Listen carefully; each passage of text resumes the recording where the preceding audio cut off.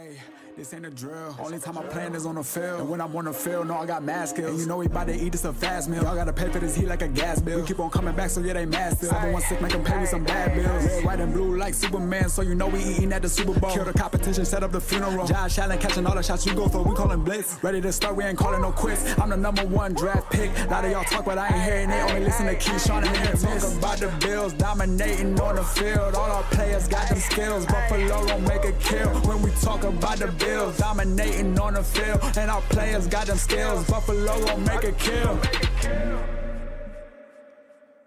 Uh-oh, I'm froze again? Come on. Well, Come on. I mean, it is what it is. You know, you're doing your thing. Like you're looking lively. Yeah. You're looking so lively. It's trying to shut you down. Jeez. It's trying to shut you down. All right, this may happen. Dan is not with us today. So, sorry, boo. You know, the technical issues and stuff. Hopefully I can see my chat. I don't see anybody in the chat. So we are going to make this work as best as we possibly can today. We apologize for any technical difficulties here. I'm going to try to get the call line going, and somehow we got to, I don't know. We may not even do that. There's so much to get to. It's going to be a lot today. Okay. All right. Yeah. So we may forego that and just try to, get into the chat. So hopefully you guys are seeing us, and I froze again. This is awesome. This is awesome. All right, go ahead and deactivate, activate that again. Bam. Okay, I'm back. Let's count how many times I freeze today and see if we can, do something with that information. We want 3 likes per freeze. How about this? We'll play a drinking game. Every time I freeze, everybody's got to take a drink. There we go. There's one. Oh boy, there's gonna be some sliz cats out there today. Y'all gonna be tore up after this episode. Some sliz cats. Wow, this is really bad. This is really bad. Okay. All right. Well, let's get started. I wanted to start with this before we get to all of the free agency moves, and there is a move that the Bills made today, which is pretty interesting. The Ravens 2022 draft class, according to Ian Rappaport, they have so far collected $298.5 million in salaries. All right. Now, the reason that is so interesting to me, and I'll go down the list and give you, because he listed everybody in that draft class and the money they're making. Okay. And actually, let's do that first. Hey, it's your world. Do what you got to do first. So you're frozen again. So whatever. Oh, okay. Take a drink. Take a drink. It better be water. And if it is water, you're going to be going to the bathroom a lot. Oh, my gosh. Yeah, please don't drink and drive. Okay, so mind you, Daniel Falele was part of this draft class. He's still available. So I wonder why. I wonder why. We haven't gotten a number on him yet. Yo, he better not come to Buffalo. All right, we'll start. We'll go from you think he might? He better be not. Cheap? Hold on. He would be cheap because he much sucks. I mean, he's very disadvantaged on the field. Disadvantaged on the field, he says. Yeah, he's 6'7", 360 pounds of just nothing. Just absolute nothing. That's pretty harsh, bro. It's true though. It's pretty harsh. I know. Let me see if I can get to the offensive lineman here. Okay, boom. So, available offensive lineman. Where is Daniel Falele? Way down there. Way down there. You think so? Mm-hmm. You know, because you've seen him. I know where he is, Aramis. And I froze again. Take a drink. Michael Johnson said Falele is awful. Okay, so we don't see the chat. That is even better. All right, so you're going to have to read the comments. Let me see here. Deactivate. Activate. Back. Okay, I'm back there. I might as well just keep that up. See if probably. I can push this screen somewhere. Yeah, over here. I don't need to. All right. Daniel Falele, where is he on this list? Oh, here he is. Okay, so 26 years old. So his market value is $10 million. Mm-hmm.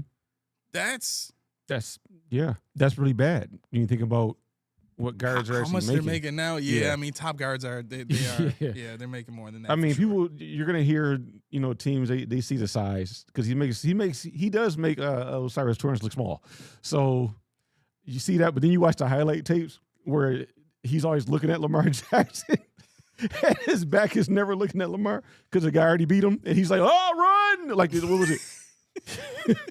Get out. Okay, so let's go from least to first in terms of money made, right? Jordan Stout was part of that Ravens 2022 draft class, $12.3 million. Next person after that, Charlie Kolar, just got a deal for $24.3 million. I don't remember where he went.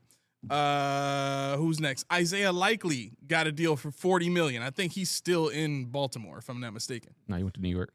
Oh, he did. Mm-hmm. Wow. Okay. Travis Jones, don't know who that is. $40.5 million. Somebody does. Somebody does know. Tyler Linderbaum got an $81 million deal today. Yeah. And Kyle Hamilton got extended by the Ravens, $100.4 million. Yep. And Kolar went to the Chargers. The Chargers. Yep. Did you see how much money Odafe Owe got? Mm-mm. 4 years, $100 million, bro. Mm-hmm. Yep. I told you. Told you we should have did that a long time ago. So I just the reason this stuck out to me like this, and the reason I wanted to bring it up on the show is it would be very interesting, and maybe we'll do this kind of study with the Bills draft picks, but I can't think of a draft class that would trump this in terms of money made here or elsewhere. Yeah. I almost like the idea of evaluating a draft class by how much money they make, because the reality of it is, if you're good, you're gonna get paid, right? So this is, to me, a good barometer to start going by from here on out. And I froze again. Thank you very much. It's the second time I did it. So is it really? Yeah, 2 drinks. Two drinks. Oh my gosh. Okay. You guys are gonna be, man. You ain't waking up tomorrow. Hope y'all call in. Maybe we don't do the game because I might get blamed. I don't want any PTO legalities on here. site. Yeah, Nate, just stop now. Okay. Maybe I need to pull up our stream here so that I can see the comments too. That might be nice to do. Because I my phone is on 28%. I mean, it'll make it. No. We're not gonna do that. Oh no, this is the wrong. Let me see. I gotta go to my other profile. I was about to say other. You believe that? My other. My other. What you got today, bro? While I'm still working on this point here. Well, I just had moves around the league. You got Trent McDuffie, $31 million per year. Mm-hmm. Wowzers. Tua cut. No kidding.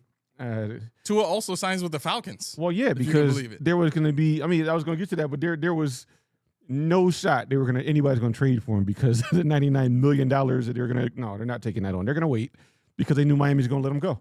Right. So what happens with this regard is now Tua can go to Atlanta for the cheap, for the low, and still get his money. And whatever the case may be, the big initial signing was Kansas City signed Kenneth Walker.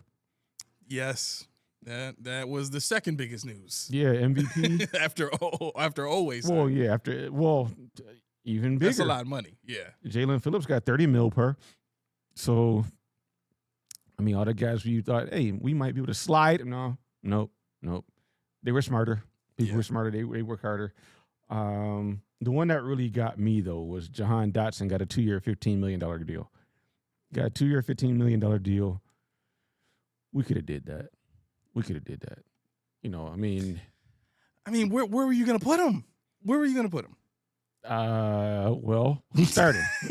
We got Shakir starting. You got I'll give you the starting roster right now. You got Shakir. Well, you got Shakir starting. You got the guy we just signed, DJ Moore. Where's the depth chart? After that, here it is. Anybody's game. So Bills depth chart, they have DJ Moore and Josh Palmer as your starting outside wide receivers. Yeah, okay. Khalil Shakir's in the slot. Of course. Keon Coleman is backing up DJ Moore. He's probably going to get traded. We'll get to that shortly. Tyrell Shavers, Brandon Cooks still has to resign here. I don't know why they still have him. Him and Gabe Davis are not here. So Shavers is not going to play. Correct. I don't think, honestly, and that was part of my thing. I'm kind of glad you said that because I don't think Keon Coleman is going to get traded unless they just hate him. Because you saw what Brian Thomas was netting, a conditional 5th rounder, and he actually did stuff. Well, the reason I think they are is when you listen to the report that I forgot who it was that put out the report, but he was talking about, Keon's agent met with the owner, and the owner said he loves Keon, and then the reporter goes on to say, later on in his commentary that the Bills are looking, the Bills would consider a day 2 pick for Keon Coleman. They're not. That's what I'm saying. They're not getting day 2. If Brian Thomas got a day 3 conditional, I mean, a 5th round pick for Keon Coleman. It's a day 3 though. Conditional for day 2 is just 3 and 4. 2 and 3. Day 3 is 4 through 7. Oh yeah, they're not getting a 2 or a 3. Holy cow, a day 2 pick. Why would they even say that? Because they. I really thought day 2 was 3, 4, and 5. Why did I? Okay, I'm sorry. Yeah. We got super chat. Scott Van Loo. Uh-oh. That is loud. Bills just signed D. Alfred from Atlanta, 3 years, $21 million, $10.5 million guaranteed. Yep, we're gonna get to that. We'll get right to that. Don't Absolutely. worry about it. We got some stuff on him too. Brian Connor said Connor talks Buffalo. Brian Thomas didn't get traded. If he did, he didn't get traded for what they thought he was going to get, because they netted a conditional 5th rounder, which I don't even know what that entails. I mean, I know what it means, but I don't know what the conditions are. It could be if he does this, he moves to a 4th, or if he doesn't, he moves to, I don't know, because those details didn't come out. But when you hear Brian Thomas, who was a starter, who was a higher first round draft pick, it was like 20 and 19, 20, and he couldn't net a day 2 pick, even 2 or 3. Keon Coleman, unless somebody really had a love affair with him in the draft, or really see something that they can use him for, I think the only way that would have happened is if Joe Brady would have went somewhere else and he really loved Keon Coleman for real and had to have him. But I think barring Keon Coleman oversleeping is what they're saying. He was oversleeping. He was missing meetings because of that. Barring that keeps happening, he'll be here. Because you got to think about it. Joshua Palmer, I'm going to get used to saying this. I don't know what he is. He's a good 3. He's probably best in the slot like everybody else. Mm-hmm. Khalil Shakir is not going to get moved out of the slot because why? And so on and so forth. Even though they should, it's just a matter of preference, and a matter of what you're willing to give up to take the risk on Keon Coleman. I was shocked. I thought Brian Thomas Jr. would go for a 2nd or 3rd. I thought he would, but I think the athleticism and speed alone is worth that. It is kind of surprising that he is basically being considered to be the same caliber as Keon Coleman. Mm-hmm. That's saying a lot. Right. Keon Coleman, respectfully, even though the numbers are similar, right, the production, and now your camera is just way out of focus. What in the world is going on right now? It's like my contacts are backwards. This is unbelievable. Give me 1 second. Yeah, you got it. But anyway, it's coming back. So let's do a roll call, because why not? I roll up. Slim Nady, Tommy from Mafia Sports Report, Billy D. Williams, Code 45, Mike Johnson, Laura L. Boogie, Kirkanelli, J. Ham 2020. Who's that? Yeah. Okay. Let's see. Cinque.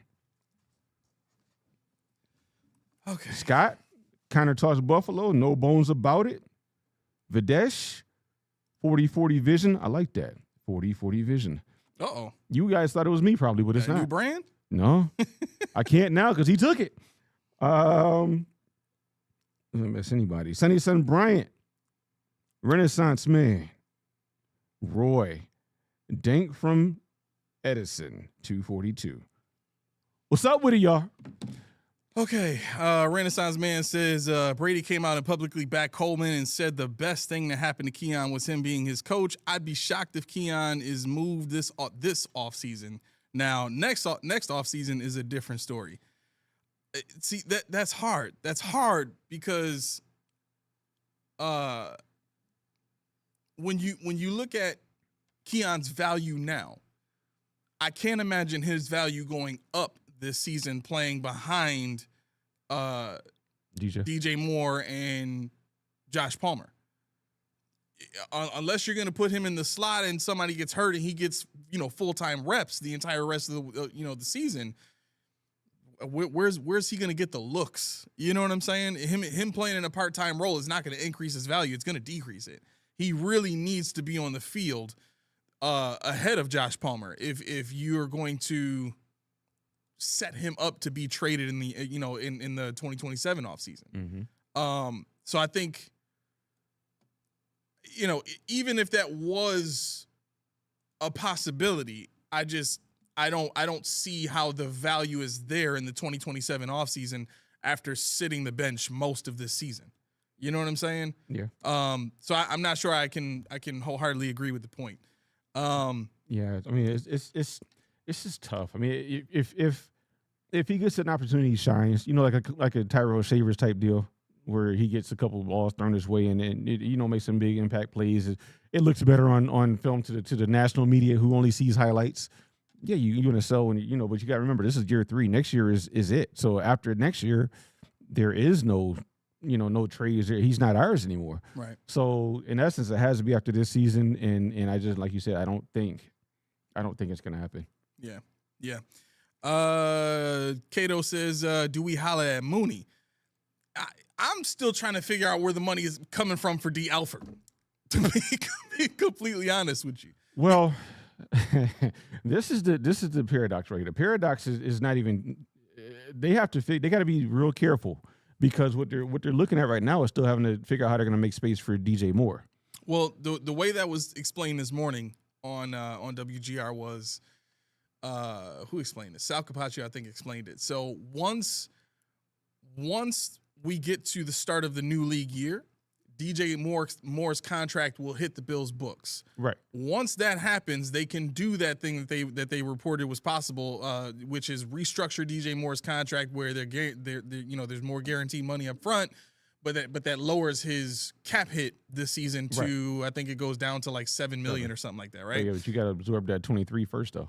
That's the thing. They got to figure out how to get that in there. And they can't keep signing people when they got to make room to get that in before they can even. Yeah. So they're currently 12 million over, but they haven't restructured Josh. Yeah, they haven't restructured Deion Dawkins. Right, and they haven't done anything with Dawson Knox either. They do Deion Dawkins. No, they're gonna do it. They got to do it. But let me see how much. Let me see what it would give us to restructure Josh really quick because I got that pulled up. I think that gives us doesn't it give us like 18 million or something like that. I'm going to find out. Well, yeah, now. I mean that's the gotcha. You said how much? Was it like 18 million or something like that? Freeze up? Nope. Freeze up 12 million. 12 million. Okay. On a restructure. Deion Dawkins would give us 11, and I mean if you restructure Dawson Knox. No, you can't because he's in the last year of his deal, right? You extend him, and then Okay, so let's go extension. Well, while you're doing that, let's see, what is this? J Ham super chat. Oh yes. Do you guys think the AP contract makes the Moore trade look better? I do because the Bills do not have that type of money. I mean, I don't. I mean, okay, that signing is one thing, but what about? Who was it that got traded for? What wide receiver was traded for a later pick? The AP contract? Yeah, Pierce. Alec Pierce got like 27 or 28 million. So yeah, so I mean, I don't know. I mean, Pittman. Yeah, Pittman got traded for less value in the trade market. So or in the draft pick market. So that kind of stings a little bit. Alec Pierce he's gonna get what he gets from Indy because they know how to use him. They've had him already. Yeah. So I don't think a re-signing and a trade can kind of, to me, it doesn't really equate. Like I said, I think the Pittman trade is more so the what you're looking at in terms of how do you feel about DJ Moore. I'm not worried about DJ Moore, in terms of the second round draft pick so much. I'm interested in seeing how Bean is going to move back up into the third or move something from the back end into the, the 4 region, because we have a lot of stuff we got to do with this defense, especially a lot of holes to fill on the back end depth wise. So you can't get too crazy with the trades. You can't get too crazy with just giving out these contracts. So yeah, no, I think this year a lot of teams they're showing you who has money, who doesn't. And New England signing Reggie Gilliam for $12 million. People were signing centers for 37 million, 31 million, whatever it is. Linderbaum is going for outrageous amounts. You just re-signed Connor McGovern, who said that he didn't care how much he made. Really, like, that's noble of you. That's noble. He didn't want to move that. He didn't want to move his oven. Right. He wanted to keep that pizza oven right here with the buffalo water so he can make his dough nice and airy. But you heard what they said about it, right? They said that when Tim Graham reported that McGovern was upset that the Bills didn't contact him to try to work something out. He felt bad about, like, he was kind of depressed about it. Mm-hmm. The Bills in turn reach out to him and they give him a number, and he's like, cool, I'll take it. He said, he said, I had a number in my head. I didn't want to fleece him. He said, what's a couple million? He said, what is this thing with what's a couple million? He said, I know, he said, I wasn't looking to reset the market. I wasn't looking to punish him. I was looking to be fairly compensated. I mean, you're looking at what, $8 million a season, which is nowhere near what he should have got. That's For guaranteed. McGovern? Yeah, guaranteed. Okay. He's $13 million with it was 32 guaranteed. Yeah. So over 4 years, $8 million, and then the 52 is what, 13 million or something like that. Mm-hmm. So yeah. So I mean, if you really listen to some of these guys, I just want to be here. That's cool. Right. That's cool. I mean, there's a place for that. I'm not gonna kill you for that. I'm not gonna, but at the same time, can you help us? Can you help us win? And I think for now, sure. They don't really care about SVPG at all. I mean, they don't care. That's weird. That made me kind of mad. That made me kind of mad because what the heck did you draft him for then? I don't know. You know what I'm saying? Like, it's again going back to my comment about the Ravens, draft class in 2022. Like, this is how you and I are gauging the GM. Yeah. Meanwhile, you got folk building islands for Brandon Beane and talking about all these great picks. It would have been like that would have been the opportunity to really show it. Yeah. You drafted Alec Anderson. You paid him $3 million. Is he gonna start? Is he gonna have a chance to start? Are you paying him $3 million because that's all you can afford, or are you paying him $3 million because you think that's all his value is because he's just gonna be a swing guy, same as he was before?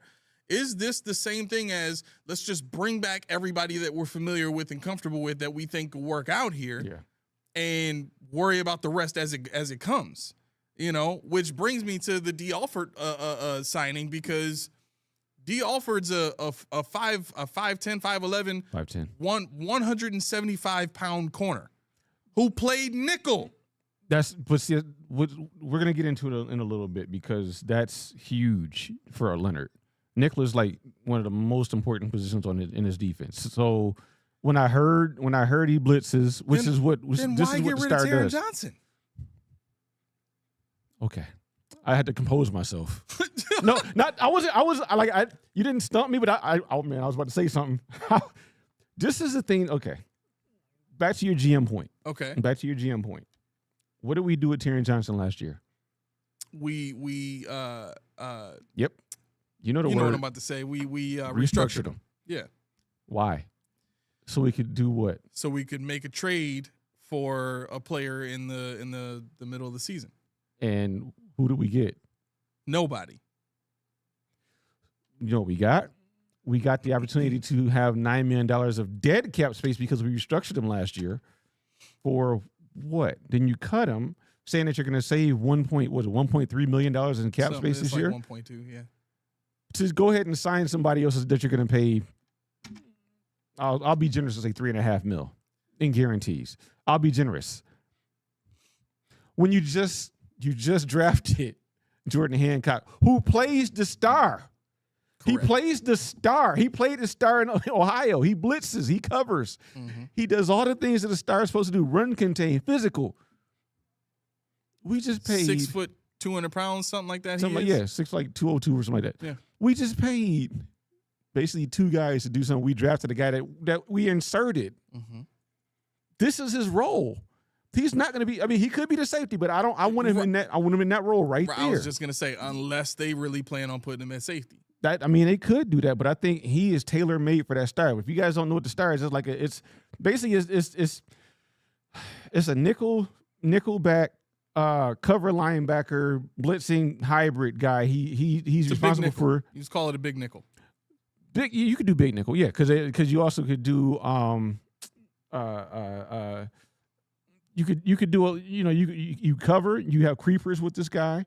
You blitz, you simulate pressure, you run stuff. He's got run stopping responsibilities, and that's what he does. Mm-hmm. That's why Terry Gray said when he went to the pro day, he said, "This guy is a monster."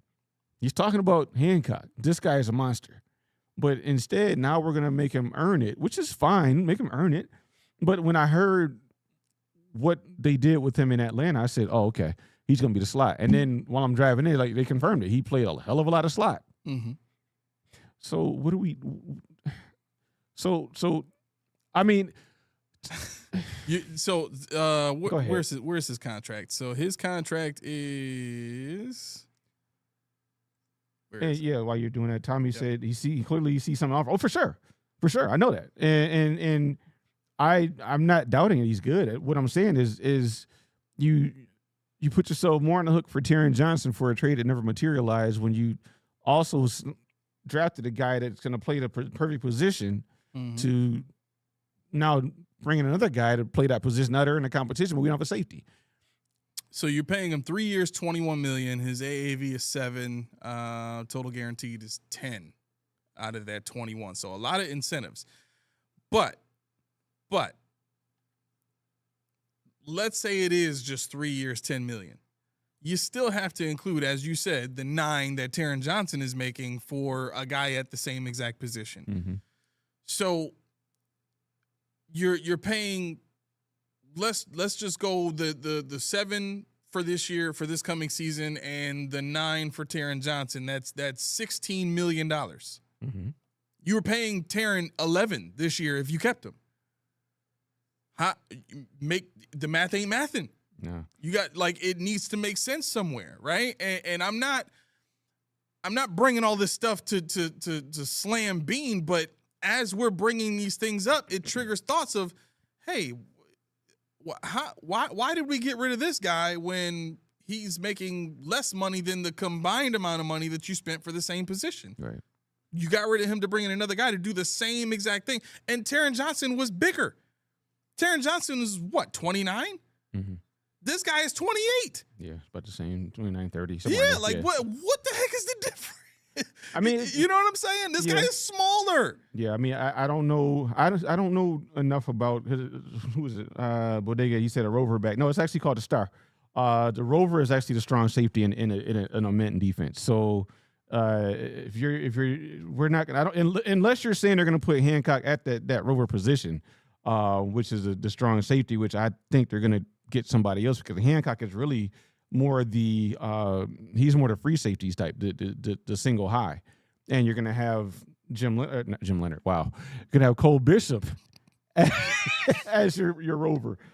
Because a Rover is the most important position in the defense. Right. It's by far the most important position in a Mint defense. And that's exactly what Cole Bishop is going to be. I bet you Jim Leonard's like, I remember when I played like that. You never played like Cole Bishop. However, you were smart and you're a hell of a defensive coordinator, so I'm not going to take anything from you. And somebody in the comments said, they love the. Oh, I think Ren said he loves the back and forth between PPP and Mafia Sports. It's all love, isn't it? For sure. We talk all the time, so yeah. It's all love. He already knows. Yeah, and Tommy said, you don't think Leonard is involved when it comes? Why wouldn't I? Of course he is. Of course he's involved with defensive signings. I yes. Yeah. Like I said before, when we talked about before the show, I said Jim Leonard probably was like, he saw what he did to Josh Allen last year. He said, "Ooh, I gotta have that." That's what he did. I gotta have it. Yeah, I get it. Connor says, guys, Taron took a huge step back last year. Clearly they wanted competition along with youth at the nickel position, not to mention Alfred is actually good. Okay, I get that. However, with the limited amount of cap space that you have this season, you have to pick and choose your battles. Mm-hmm. And I think that's what this comes down to for me, because essentially the nickel position for the money that we're talking about here wasn't as great a need as who's going to play your strong side linebacker.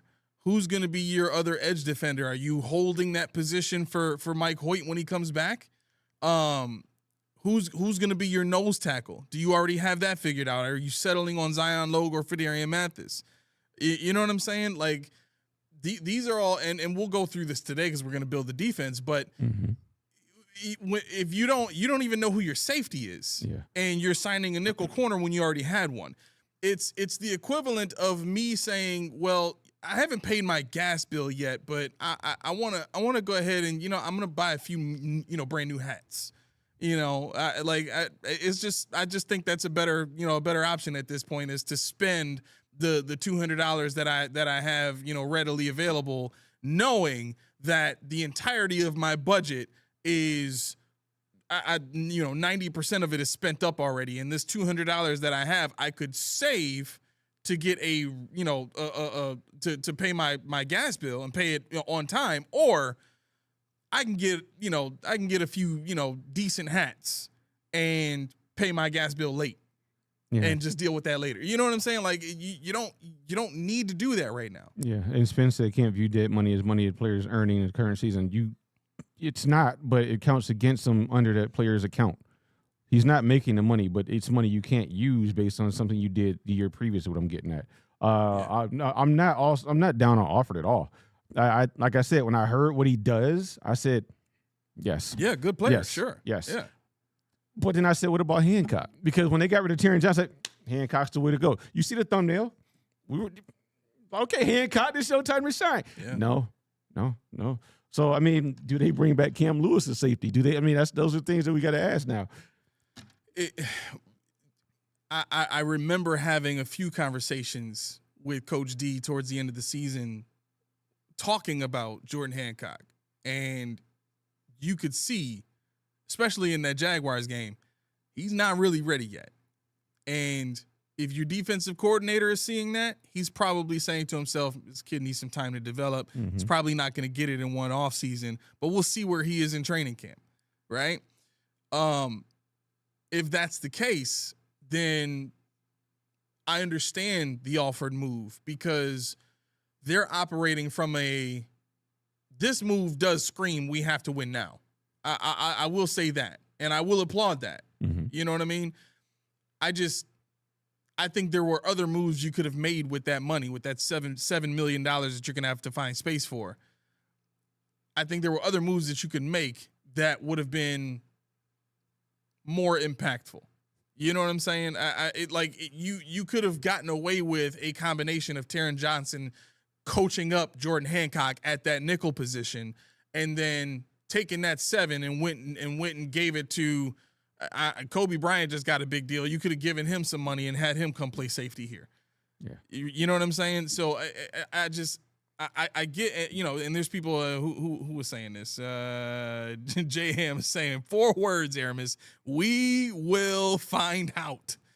I get it. I do. But that's not something that we can just put on the back burner for the sake of, conversation in this show. You know what I mean? Like, I have to react to it. Yeah. This is why we're here. Yeah. So, I'll label the Alford signing as a win now move. Good for that reason, but doesn't make sense for any other reason. Yeah, Spence saying if we're paying Taron Johnson $9 million and now we're paying Alford $7 million, that means the Bills saved $2 million. The dead money, I don't know what. Anyway, where is this comment? Yeah, it's even better because let's see. It's if you scroll all the way to the bottom, it's gonna probably be almost to the top. He said if we're paying Taron Johnson $9 million. And now we're paying Alford 7. That means the Bills saved $2 million. The dead money is not a factor in savings. The dead money is the net $9 million is money that we don't have. Right. That takes so okay. So for those of you that aren't aware, dead cap money shrinks your salary cap space.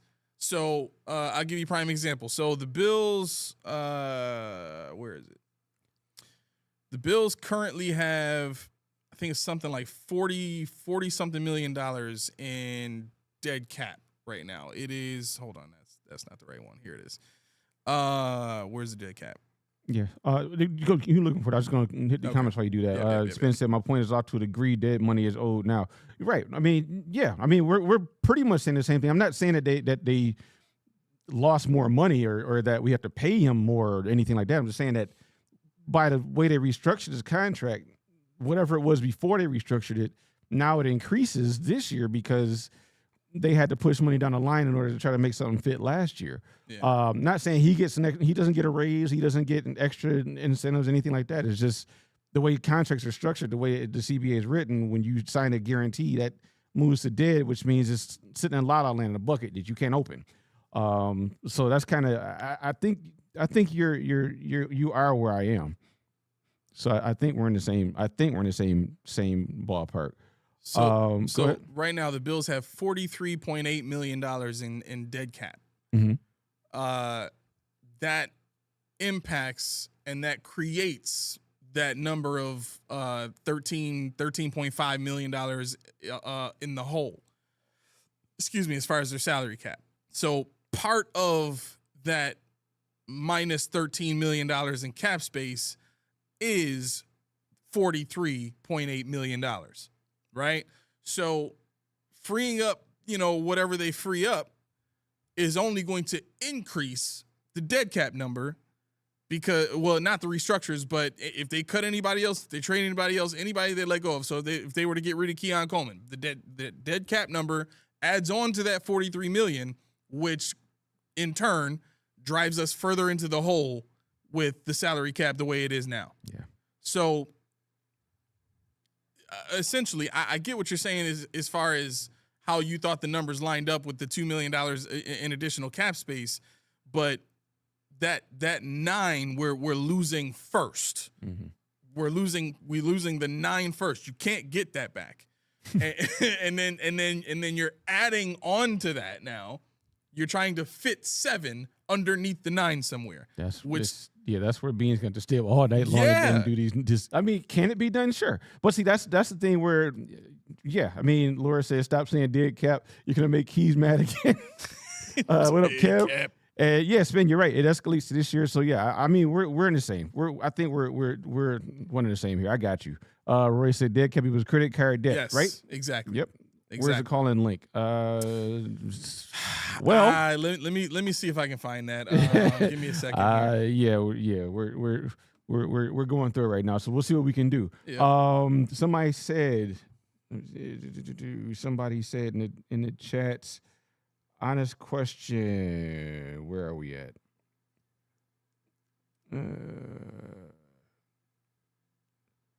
In a nutshell, so I forget who it was. I'm sorry. I apologize that I can't find the comment, but I do want to touch on your question. You said, are we excited about free agency or no? It's a genuine curiosity.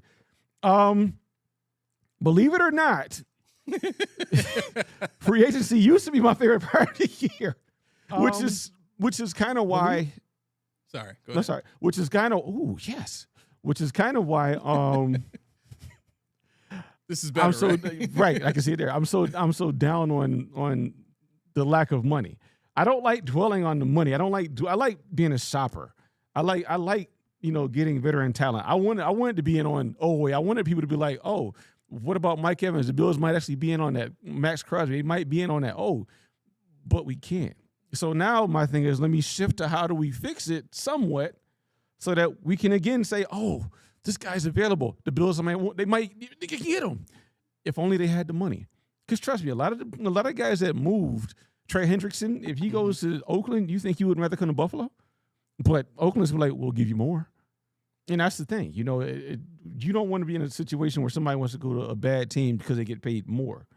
And I want to be in contention to say, we ain't going to give you that $40 million. We'll give you 38, but you playing with Jim Leonard. You got Josh on the other side, James Cook, whatever the case may be, Khalil Shakir. And I just want to get to a place where we're back in that position. And that's most of my grievances here. Okay. It looks like we have a caller here. But I'm not seeing a thing to unmute them. Shoot. Let me see here. Nope. And nope. Yeah, I might have the link I might have put in there might not be. Kirk said Oakland signed half the NFL today. Yeah, yeah, they did. So it's crazy. They signed Quay Walker. Yeah.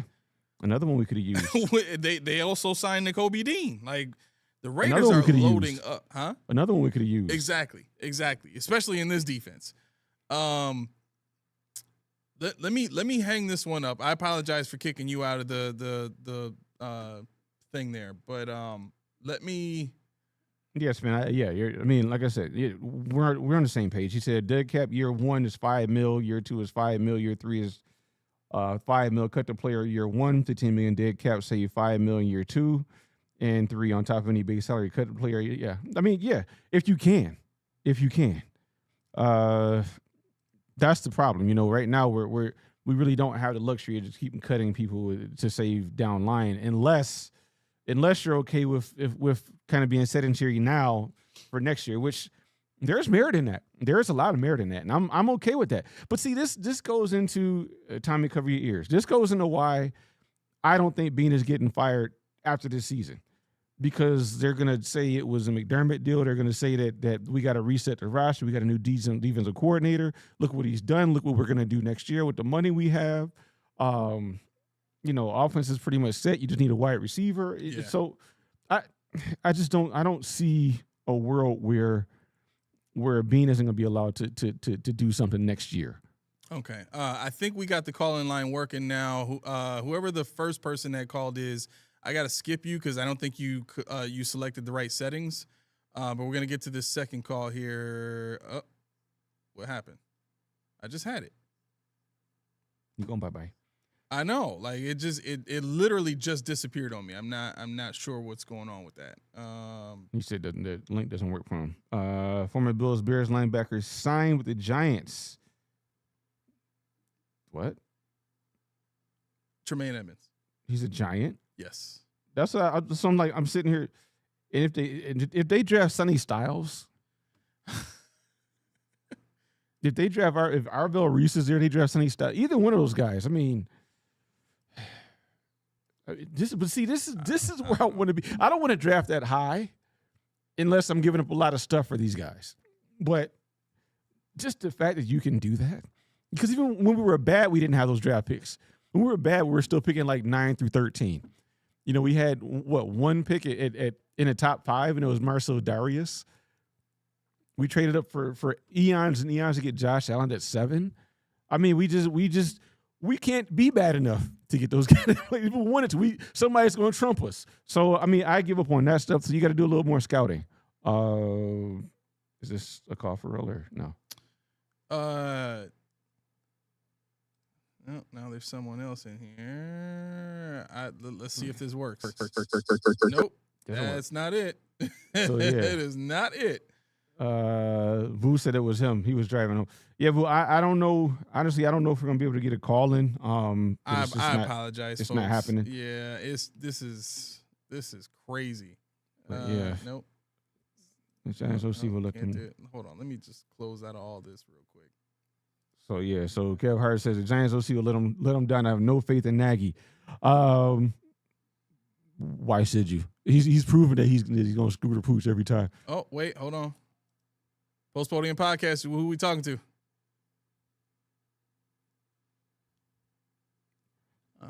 Here, nobody. Let's see. Nobody. All right. Oh, somebody there? Hello. Okay, they probably can't hear us. You got to pick different settings. You got to change your settings. All right, so we'll hang that one up, and we'll get to this one here. Post Podium Podcast, who we talking to? You better pick this phone up. I'm on the air. Hello, can you hear us? No. We'll be hating. We picked it up, we picked it up. We tried. Yeah, we tried. definitely talking I'm Casper. trying to work this thing on the fly right now. I really apologize for this. Let's see. So, Yeah, Justo Alvarez says, so far, have y'all seen what team do you think is doing the best in free agency? I mean, you got to give Oakland credit. They're swinging for the fences here. You know, they're at least getting names that the Giants are doing stuff, and they got draft classes coming up. Mitch Trubisky is now the backup quarterback in Tennessee, just in case Cam Ward isn't that great. They have a holdover there. They're going to try to have a resurgence of Daniel Jones and Geno Smith for the time being, I suppose. Mm-hmm. But I mean, it's just too early to tell. You know, I think the teams with money and the teams that really want to make a difference right now are the teams you're seeing making moves. But as you get to Wednesday, Thursday, Friday, you'll see teams with savvy selections and savvy signings that really fit what they have going already. So it's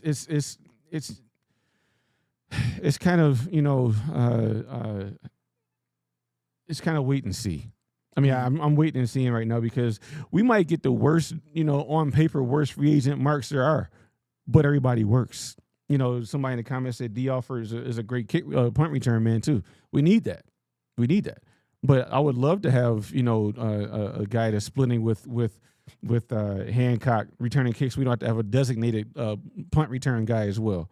I don't want Khalil Shakir returning punts. I want, you know, somebody that's going to be back there that does something else, even in a rotation. I don't want who was the guy we had last year? Nico Hardeman. Mm-hmm. I don't want that because he didn't do anything on offense. All he did was return punts. And if you don't have a guy, if you're not forcing punts, what's the point? And if you have a guy to catch the ball when a punt hits the ground, it's not a turnover. It just rolls. So, I mean, you can allocate your resources elsewhere. People put a lot of stock in special teams, and that's not really what I like to do. I'm not really big on that. Yeah, I mean, for me, I think the idea here is to strengthen your team with players that can help you win now. That's typically what free agency is.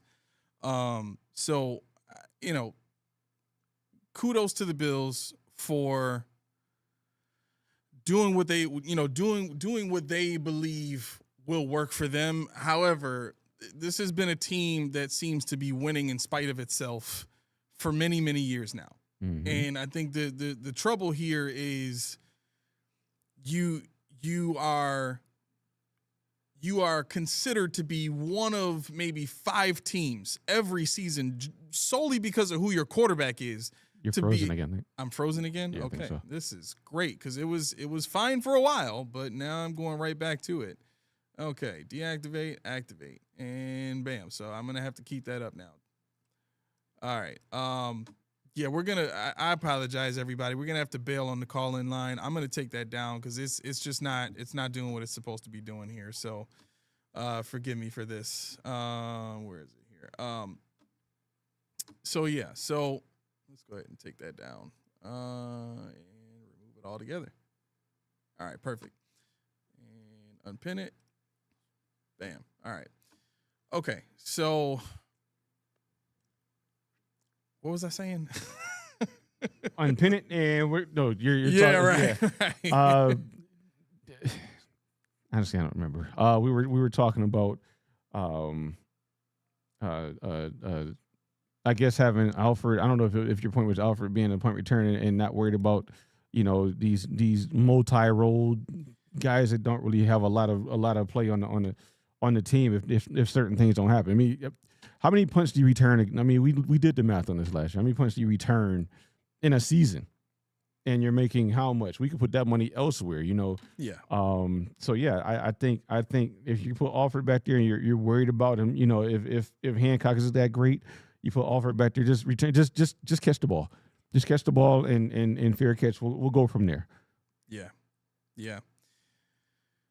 All right. Well, let's move along. I mean, the Bills are in a situation now, like I said, where they have 3 players that they can restructure. I don't think I gave you that last number on Dawson Knox. That number was so they can free up $8 million with an extension with Dawson Knox to get that cat. So 12, so 24, 8, 30, so 30, 32. They can free up $32 million of cap space with restructuring Allen and Dawkins and then extending Knox.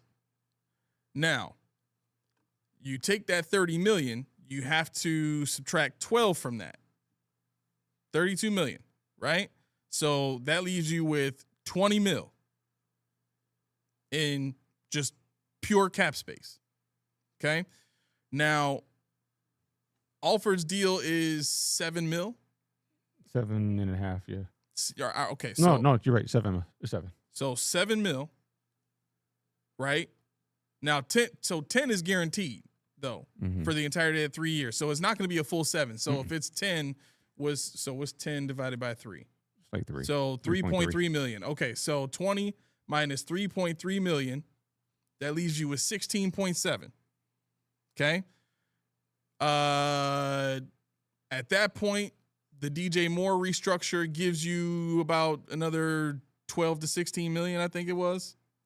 It gives you 16. So, okay, so we'll add on to that 16 million.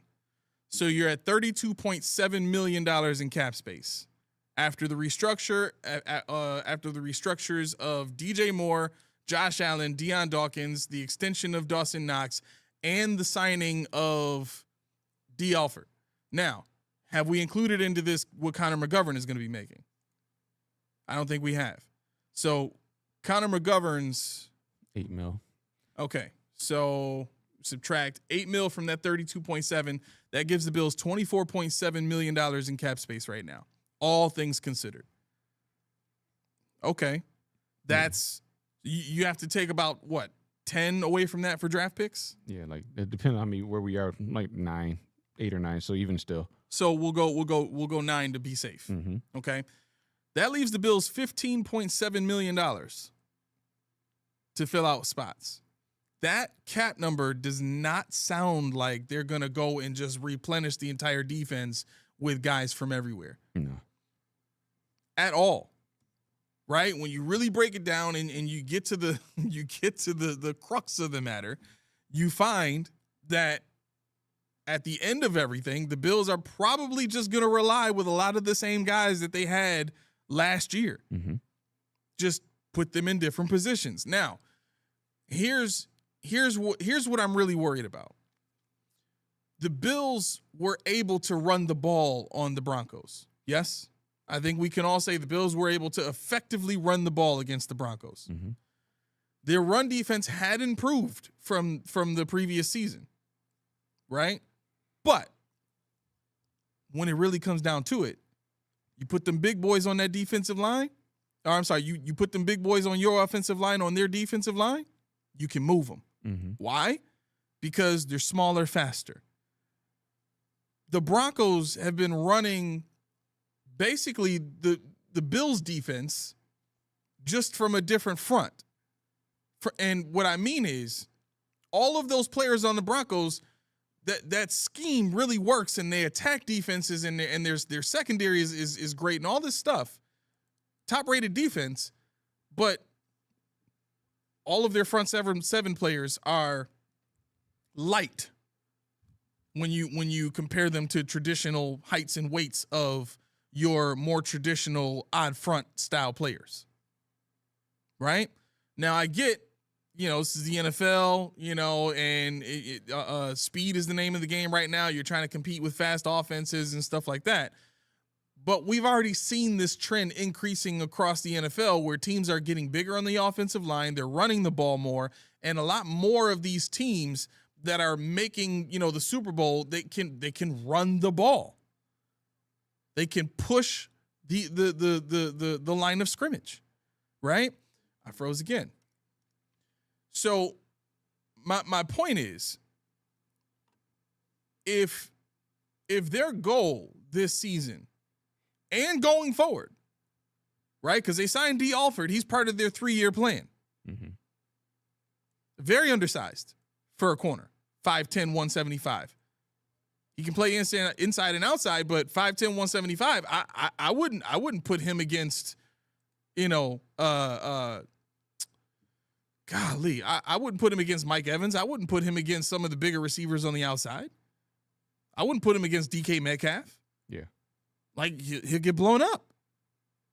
Where did Shaheed go? Oh. Just said he's off the board. Let me see. I will tell you right now. We got over 80 watching. We got 30 thumbs.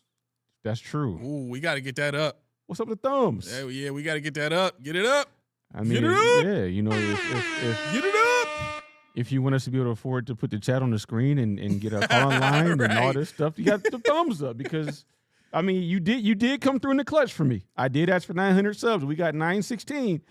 Now I'd like to get that up a little more too. That would be great. That'd be sweet just because I like looking at that. My mom texts me like, yo, you know, you got like, aha.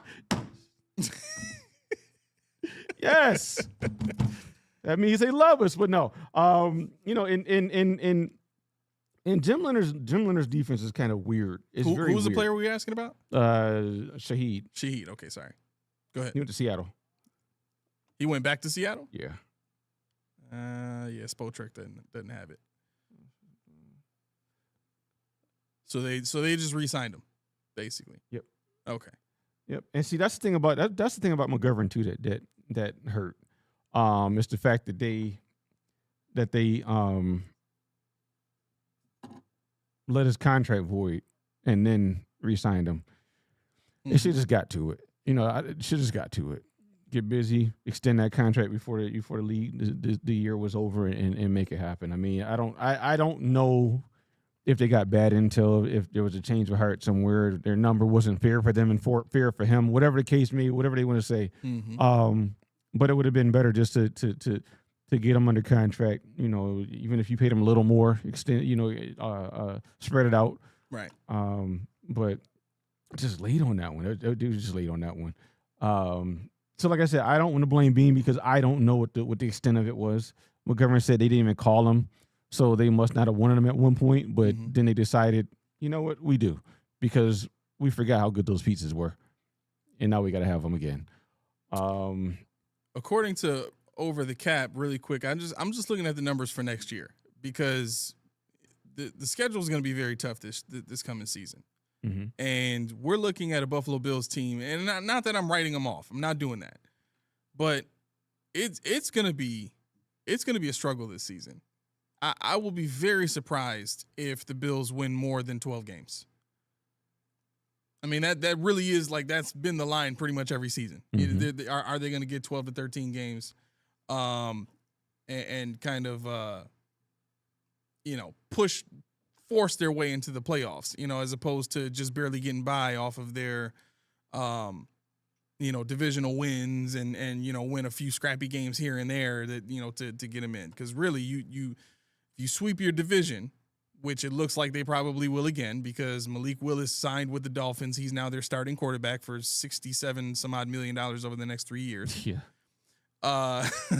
That's starter money. He's going to start there. Mm-hmm. And then you have whoever the Jets are going to start, whoever they're going to draft, who's going to be a rookie. So you can write them off. And then the Patriots, who look like they're taking a step back after getting rid of their starting center. Right. Again, you get those 6 or 5 wins from your division. No, 6 wins because you play each of those teams twice. You get those 6 wins from your division. You only got to win 6 other games. Mm-hmm. You know what I'm saying? Like that's the craziest part to me is you haven't really had to prove to the rest of the league that you can beat, a lot of these other good teams, because by the time you get to, the end of the season going up against better competition, if you lose a game, all right, we're still in the playoffs. Right. We're still like last year, we were still looking at the playoffs. We're still 90%, likely to make it. Right. I don't want to do that. Before I lose it, Kirkinelli, do these restructured contracts screw us in future years? No, because what they're doing is they're banking on the salary cap exploding. They're banking on an exponential raise, and honestly, that's why Deion Dawkins is a hard no for the restructure for me, because I feel like if I'm going to restructure guys, I think Spin and Steve are going back and forth about it in the comments, but if I'm going to restructure somebody, it's going to be somebody that I'm looking to extend in 2 or 3 years. Yes. And not just let them go. Right. That void, it gives me a bucket, and I can easily tack on another X amount of dollars, X amount of millions of dollars. I'll say I'm not disrespect anybody because they're gonna make bank. Yeah. You know, in the void years, because if they're void years, if you can extend them before the start of the league year or whatever the case may be, then it all gets kind of combined. You can offset it a little better. Yeah. So I'll give you a prime example. So this is where I was going. Thank you, Mark, for asking that question. So next season, 2027, not this coming season, next season, 2027. Without doing anything, without the restructures they're going to do with Deion Dawkins, without the restructure with Josh Allen, without any more moves from the Buffalo Bills, if they just took everything they have right now and shifted it into 2027, the Bills go into 2027 with $20 million, $20.4 million of cap space, just right off the bat. Okay, now to kind of compound that in 2028. If they were to just leave everything the way it is and go into 2028 with everything that they have and all the contracts that are expiring, all the void years, all that kind of stuff, the Bills would be looking at $112.9 million in cap space. Yeah. So based on and again, these numbers don't even include how high the salary cap is supposed to go with all these streaming deals coming in, because I think those streaming deals kick in 2028, if I'm not mistaken. So we're going to be okay. It's just what we're witnessing right now, and I guess this is really the point. What we're witnessing right now is we're witnessing Brandon Beane. Thank you, bro. We're witnessing Brandon Beane trying to still build a team that can compete this season while trying to clean up all of his bad drafting and free agency mistakes. And this is kind of the same, it's a similar point as what I was trying to make in the last episode, which was I don't want to continue to compound mistakes with more mistakes, right? And even though we're in a situation now with D. Alford where we haven't seen him play for the Bills, and we know based off of his play with the Falcons that he's a pretty good player. We don't yet know we don't yet know that he won't be a bad player here. Right. And that uncertainty right off the bat takes the notch down on my excitement and my interest and my expectation of great things, because why? The reason I'm thinking and feeling that is because if you consider that this player is going to be on the books in 2 years, and let's say he's great and he hits all those incentives, that decreases the amount of salary cap space that you have the following season. Real quick, Solomon Cole, Trey White is not still a Buffalo Bill as it stands right now. So correct. I don't think he's going to come back. Sinke's been saying, and I don't know where he keeps saying we're going to keep Hamlin and a waste of money. Are you surmising that, or are you seeing it somewhere? Because I haven't seen it anywhere. Isn't Hamlin a free agent? Yeah. Yeah, I can't see him coming back. Yeah, he said we still will keep Hamlin. He's not on the team. Him. Who else did he mention? Cam Lewis, AJ Epinesa. They're not Bills anymore. So we won't keep them unless they bring them back. Alfred definitely fits Leonard's defense. Yeah, definitely hand in glove. Like I said, that's the second most important, most versatile position in a Jim Leonard Mint defense. That star role, and then a rover, which is what Bishop's going to be. You're going to see a lot of interesting things, a lot of fun happening with Cole Bishop this year, and I'm excited for that. Yeah. There's a lot on defense I'm excited about. I'm excited about Jim Leonard as a whole. I really am. I'm ready.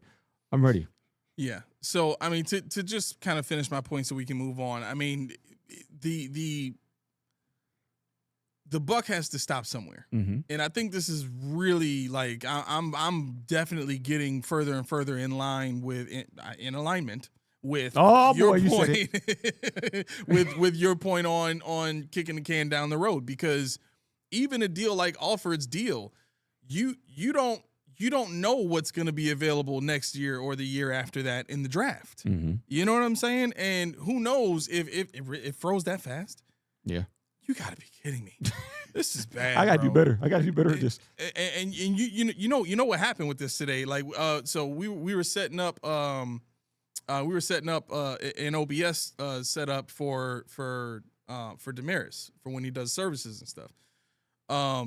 So we got all that set up. It's gonna run on the same capture cards that we use for this show, right? So we got all that set up and that works fine. And now we switch back over to mine, and now I'm having these issues. So I don't know. I really don't know why this is doing this. It shouldn't have, because it wasn't doing this kind of freezing and stuff before. Yeah.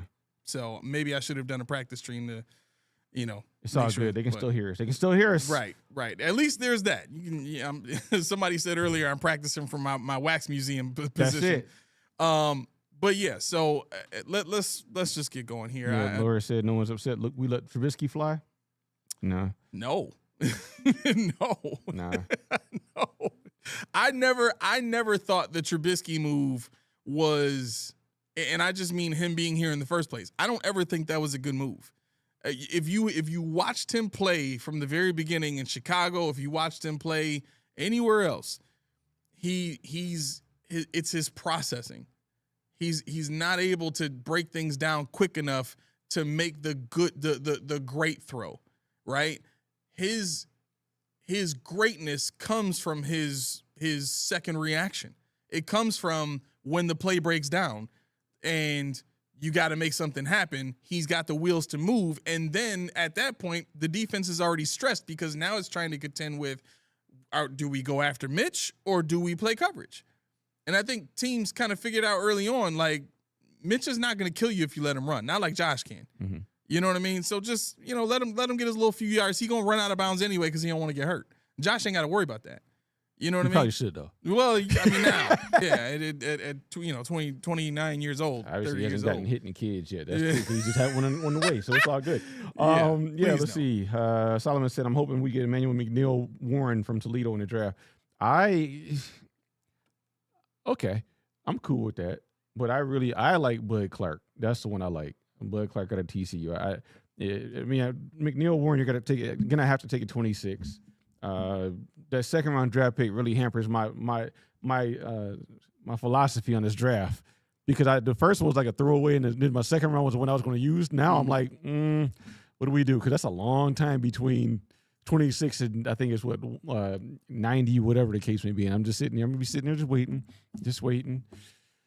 Oh God, I'm already sad about it.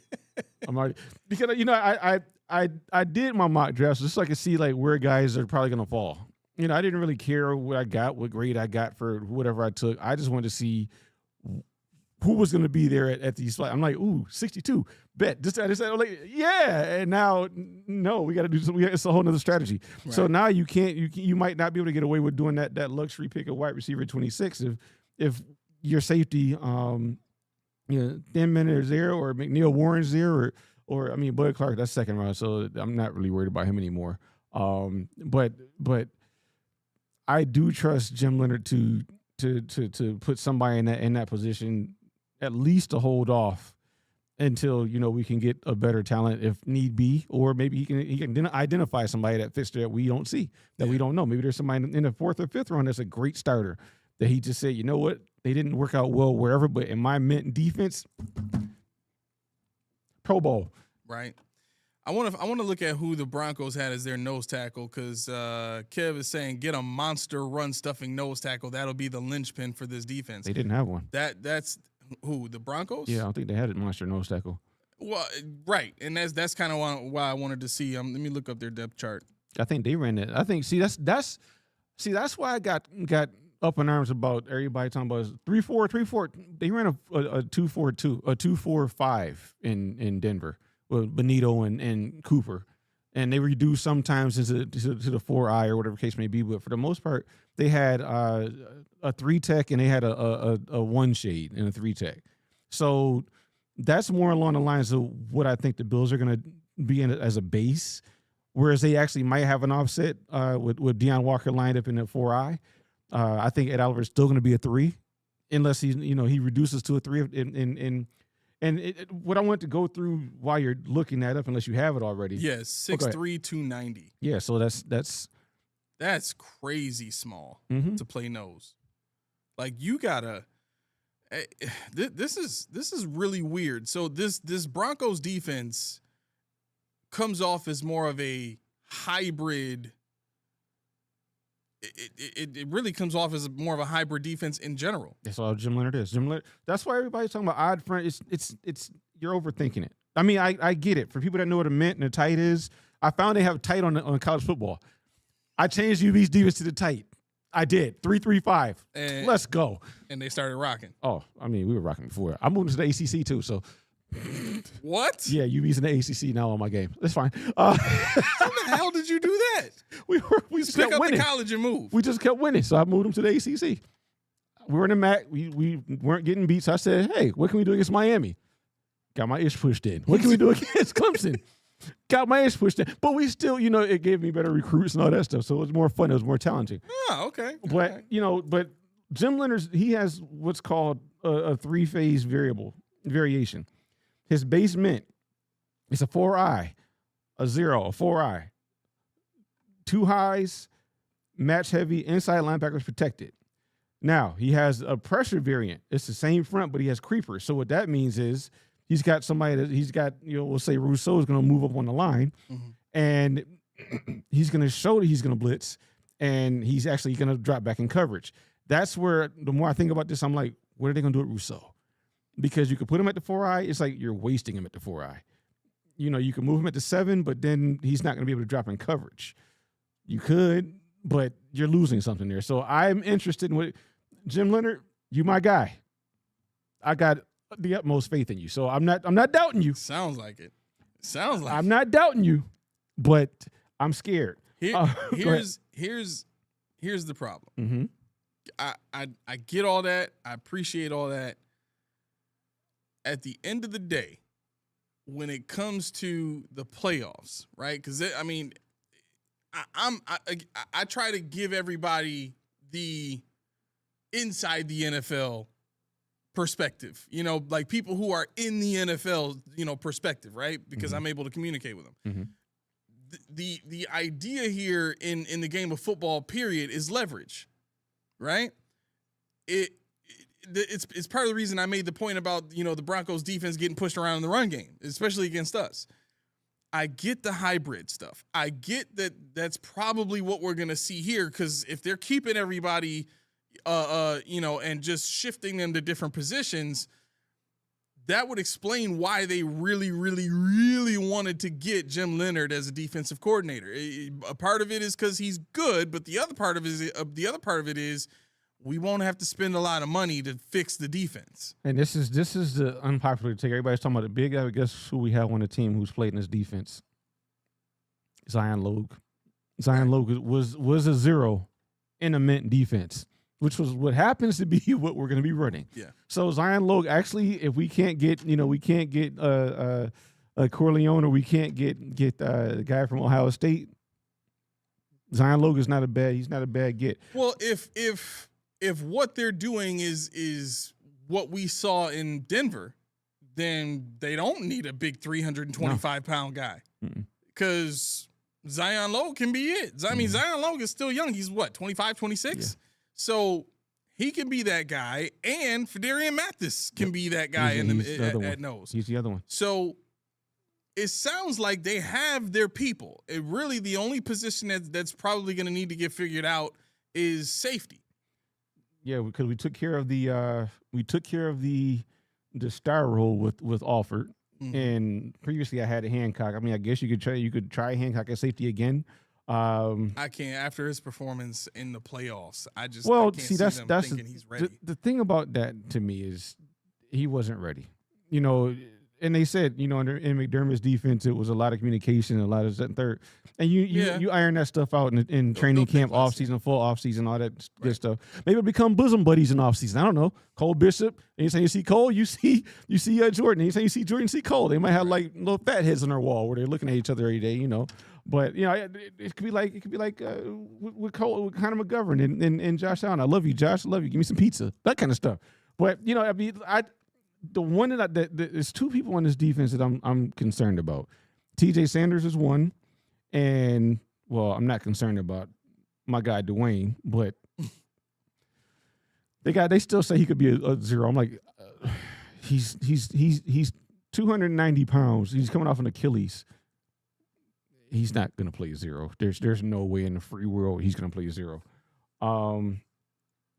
I do think that this team they have the pieces. It's just not sexy to Roy Lopez is going to the Cardinals. There's going to be a lot of people that heard about that.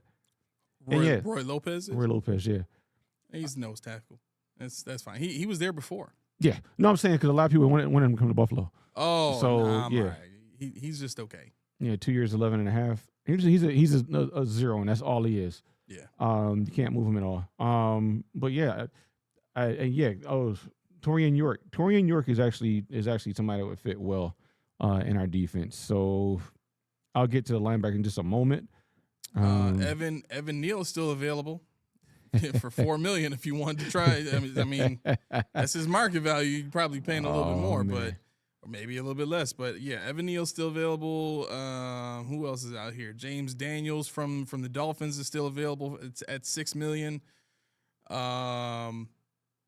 Who else? He's a center. I'm looking at guards here, right? So, and the reason I flipped to this is, I mean, after all the math and stuff we did, we're looking at $15.7 million. I'm just trying to see, which of these guards fits into that. I mean, you really could do, Wyatt Teller if you wanted another guy. I was talking about this with Tommy.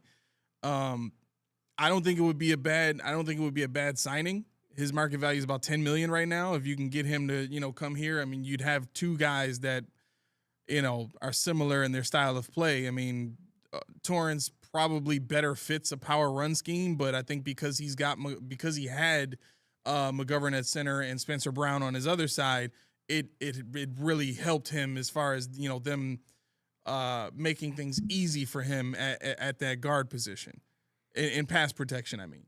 Yeah. Let's see. I'm thinking. Kev said that Carter is going to be traded. I believe. Who? Dwayne Carter. Evan Neal is a head case. All I have to do is watch this proposal. I put it in the Discord. Can we stop? I watched it. Did you do it like that? It's weird, but it's not like he did come off as being emotional. He came off as being emotional. I was scared for myself, and I wasn't even in the same state. I think y'all making too much of it. It's a joke, bro. I get it. It's a joke. Get it. He proposed just like that. I was there. Oh my gosh. Okay, I'm fighting back tears right now. Let's see. Trevor Penning got signed, so he's not available. Arlo said, "No, we ain't forget about Carter." Yeah. Let's see. Blankenship went to Houston for 3 years, $24 million. If you want to take a shot at Will Hernandez for $2 million, he's more of a run blocker, though. I mean, we know the Bills are going to be passing more this season. It's tough. I mean, all of the top tier guys that you would want. Jawan Taylor, did Jawan Taylor sign anywhere? No, he's still available. You can move him to guard. He's 28. Who else? Braden Smith. You can move him. But yeah, no. While you're doing that, the Evan Neal thing, it doesn't stem from that. We've heard there's a lot of other stories about that guy. He's different. He's different. Would you take Mekhi Becton that guard? No. Why? How much is he going to cost? His market value is 13, but I doubt he gets that. Yeah, I want somebody that can move.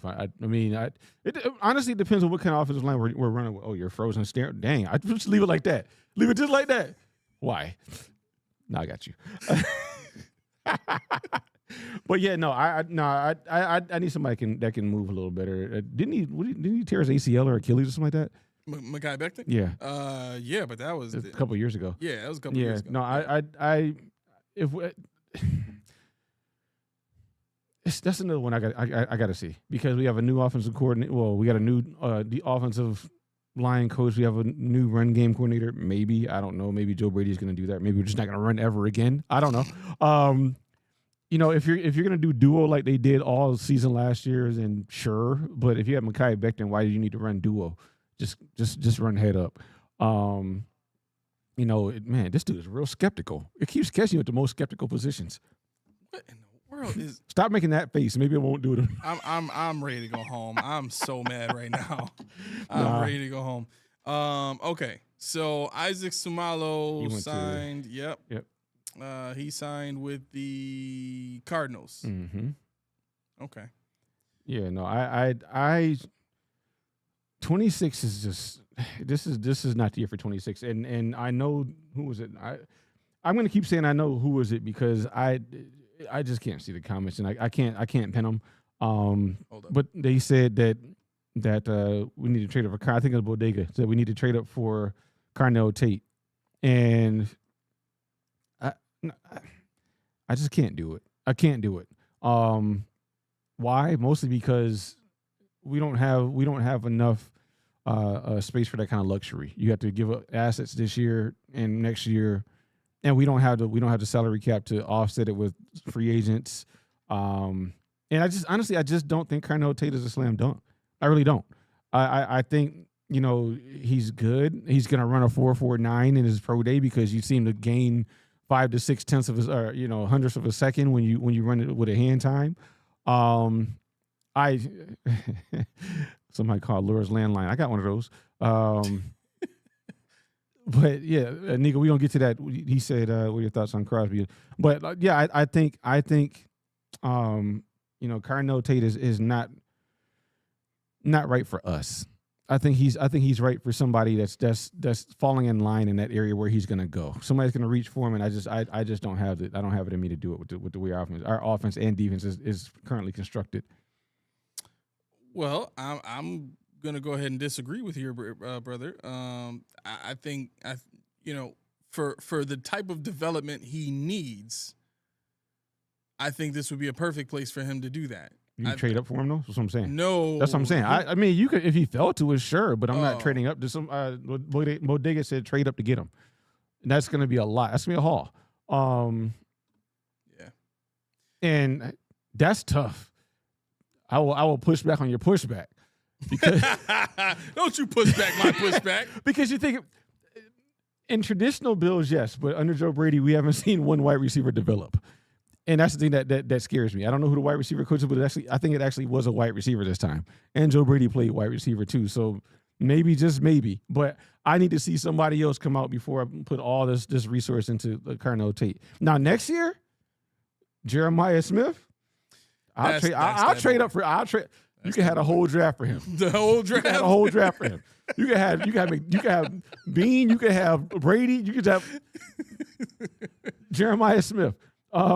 Because just the attention he's going to command off the muscle, he's only going to get better. And he was triple team last year, literally triple team last year. Jeez. And that's why Carnell Tate was. I'm not going to say that's why he was him because he's not bad, but he's just not what I think people think he is. He was a benefactor of this guy being the pass the ball to Will. The full court. Where is Smith at? We need to know now because he's not going to destroy us. Yeah. Let's if you want to, we can move to Max Crosby because we got about 30 minutes left here, and we still got to build defense. We'll go, however, because I don't. I don't have to. All right. Go. But so this is going to drive you nuts. I know. Yep. The Max Crosby trade. When I saw what the Ravens gave up, first and foremost, I'm pissed that it's the Ravens that's getting them. And it happened again right after you activated it. It just froze right back again right after you activated it. It's like you didn't do anything at all. I was pissed that the Ravens got him because that's a team that, even though in the playoffs you've kind of gotten them out of there, they've consistently been in the way during the regular season. And that's not a loss that I want to continue to have to worry about during the regular season if I'm trying to do special things like get the number 1 seed, which this season is probably going to be even more important considering how many of these AFC teams are getting quarterbacks, how many of these AFC teams are now bolstering their defenses. You know what I'm saying? It's not going to be an easy year. It's really not, especially with what the Jets are doing on defense. The Steelers are beefing up on defense. They re-signed Asante Samuel. They signed I forgot who the other corner they signed is, but they are loading up all of these AFC teams. Why? Because they plan on contending with the Broncos, contending with the Chiefs, who are going to be back, contending with the Ravens, who are going to be back, contending with the Bills, who are finally going to be upgrading at wide receiver. So it's the name of the game right now is do what we can to stop those teams for every other AFC team that doesn't have the quarterbacks that we have.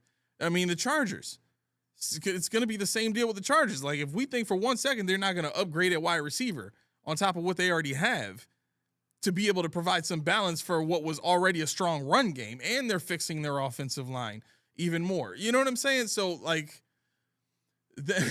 that's all the stuff that I think about when I'm thinking, okay, you need to be able to confidently go against all of that. Who are you doing it with? Well, we got DJ Moore. That's it. Well, we brought Connor McGovern back. That's it. Well, yeah. Is that not enough? Like, we're going to draft some guys. Yeah. Well, the guys you draft are probably going to need to be defensive guys. You're going to need to draft somebody depending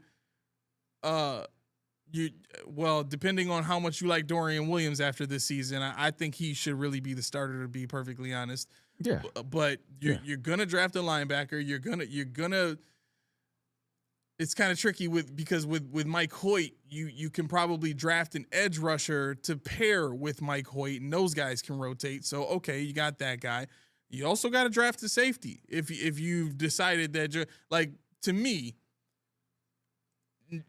the Alford signing doesn't dismiss Hancock from the starting roster altogether, but the fact that you still got $15 million left over, you either plan on just trying to get by with Hancock, which I don't think you can do in a win now situation, or you plan on drafting a guy that you think is better than Hancock.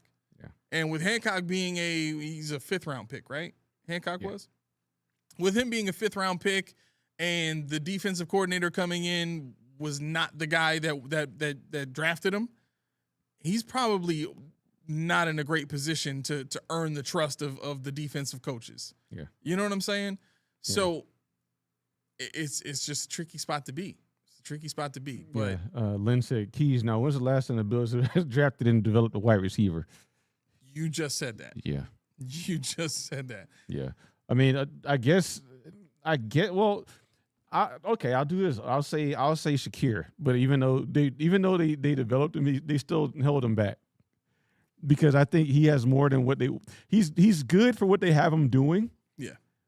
But he could do so much more, and they're like, nah, we just want you to do this. Right. So it's like, that was your answer, but they're like, nah, I don't want that answer. I want somebody else. Give me somebody else. So Brennan Thompson in the 4th round. Albert said the only safe picks are Olavega Ione and Dylan Thieneman. Both of them are going to be gone at 26. That's the problem. I think that the guard out of Penn State and obviously the safety out of Oregon, I don't think they're going to be there at 26. So you got to move up, and might have to move up mightily depending on pro days and what other teams' values are on these guys, and you'll find out later on down the line. Spin said Eric Moles was the last wide receiver. That's 30 years ago. Stevie Johnson. Okay. Andre Reed. Okay, that was yes, but wow. Okay. The coach of Andre Reed is now like 101. So that tells you all you need to know about that. Yeah. Well, they can say that. Actually, Khalil Shakir. See, I didn't see your comment, but yeah, I mean, that you could say that. Keon Coleman, there's still hope. Yeah, there's still hope on Keon. Trust me, I am not gonna discount. I'm not the one that's gonna do that. Keon Coleman can surprise people if they let him and they figure out what he actually is. Yeah, you got to figure out what, because he's not just do everything wide receiver. He's going to have his own niche, and you got to tap into that niche because it could pay dividends if you're patient and do what you're supposed to do. Lynn says the first P of PPP must be for pessimist. I was positive. No, you're being absolutely negative. Evidently positive that Jim Leonard's gonna do it. I've been happy. I can't save Lynn. Listen, I can't save Lynn. I don't even bother anymore.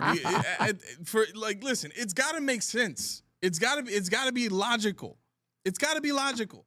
I don't want to just be happy that the Bills signed a player because that means the Bills signed a player. I don't want to be happy about a player coming here because that means that's one more addition to the roster. Like, adding to the roster does not necessarily equal better, right? And hope doesn't equal championships either. Positivity doesn't equal championships. If it did, we would have had 8 by now.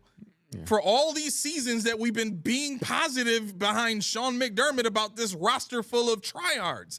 Like, let's be real as we can possibly be right now about where we are.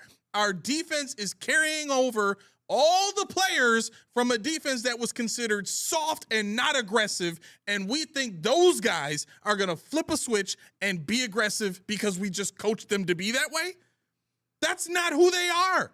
They sign and draft these types of players because they fit a certain mold within the culture of the team, not necessarily the scheme of the defense, the culture of the team, which is nice guys, don't rock the boat, don't put anything out on social media, be great for the fans and in public. You know what I mean? Don't tarnish the Buffalo Bills name. Like, there's no way AJ Brown would last a day here being around these guys. He would go crazy. Right? And Bills fans are looking at that as, well, yeah, we don't want the headache. Okay, well, then you obviously don't want a true number one either. They're headaches. They are. They all are. Yeah. And the number one quarterback, who you think are going to get when Josh retires? Good luck. Thank you. This franchise is going to go right back to where it was when Josh is gone. And what are we going to have to say for it? Like, that's real. That's real. That exists now. Hope and positivity is for the future. That's for you hoping that the future looks a certain way. What are you going to do about that now? Right? I've tried to resist getting religious with this, but for those of you that believe what I believe, that's the difference between people who are religious and they think God is going to do everything for them, and people who truly understand the relationship that God has with us, which is he's already put in us everything that we need to succeed. Like, it's a different level of thinking. And if you can't get past this thought process of, well, positive is coming at some point, I just got to keep believing. It's coming at some point. No. You got to be doing things to move yourself in that direction for the positive to be created. That's how it works. We've all been given that ability to do that, just the same way the Bills have been given that ability to do that. But if they keep trying to make moves to both salvage the past and still keep them relevant in the present, then they're not building for the future. So if the Bills aren't even building for the future, then why are we trying to focus so hard on pushing positivity for the future that they aren't building towards? They're building for the now, and they're building to fix the mistakes that they made. We've pointed that this should be clear by now. All of this should be very clear. We've laid it out, factual information, numbers, draft picks, everything we could possibly do to make it clear. What we're saying is the truth. What we're saying is when you peel back the rose-colored glasses, when you get past all of the rhetoric from all of the propaganda from the Buffalo Bills, I'll give you a prime example. Actually, this is not an example, but this is important to understand. You know the ex-CIA officer that's been doing all the podcast rounds lately, and Andrew something, I forget what his name is. You know what I'm talking about, right? Yeah. Okay.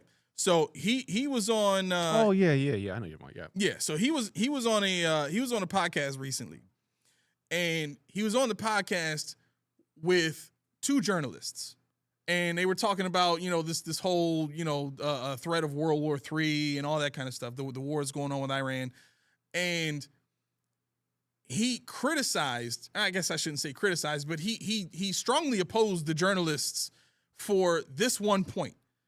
They kept talking about the perspectives from Iran from the standpoint of, well, this is what the people who live there are saying.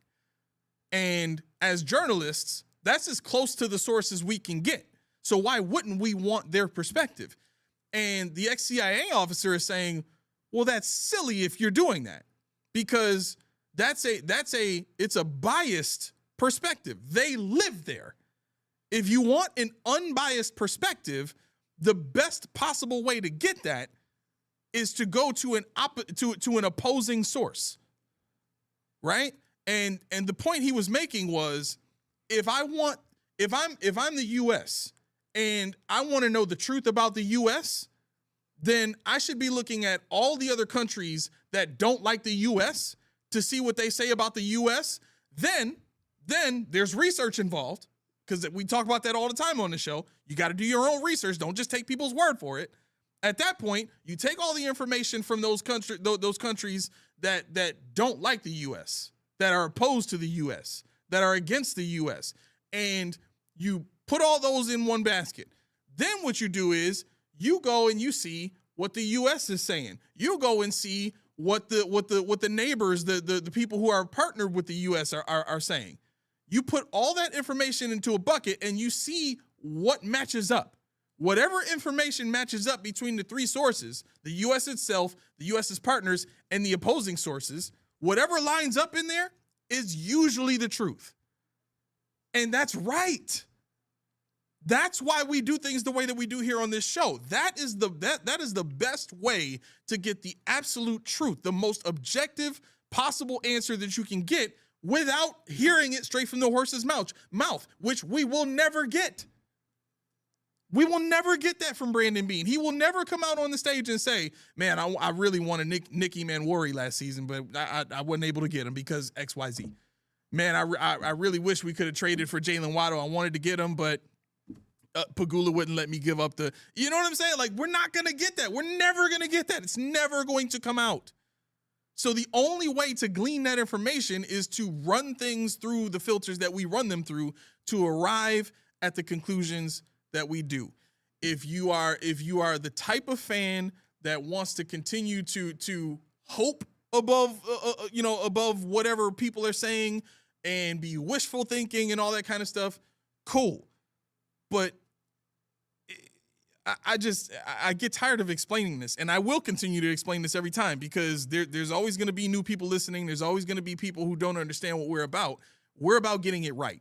Yeah, and Albert, I ain't going to cut you short, but I don't want to scroll off my page. Yeah. Albert said there's a 6'7" linebacker from USC that has one of the fastest closing speeds I've ever watched.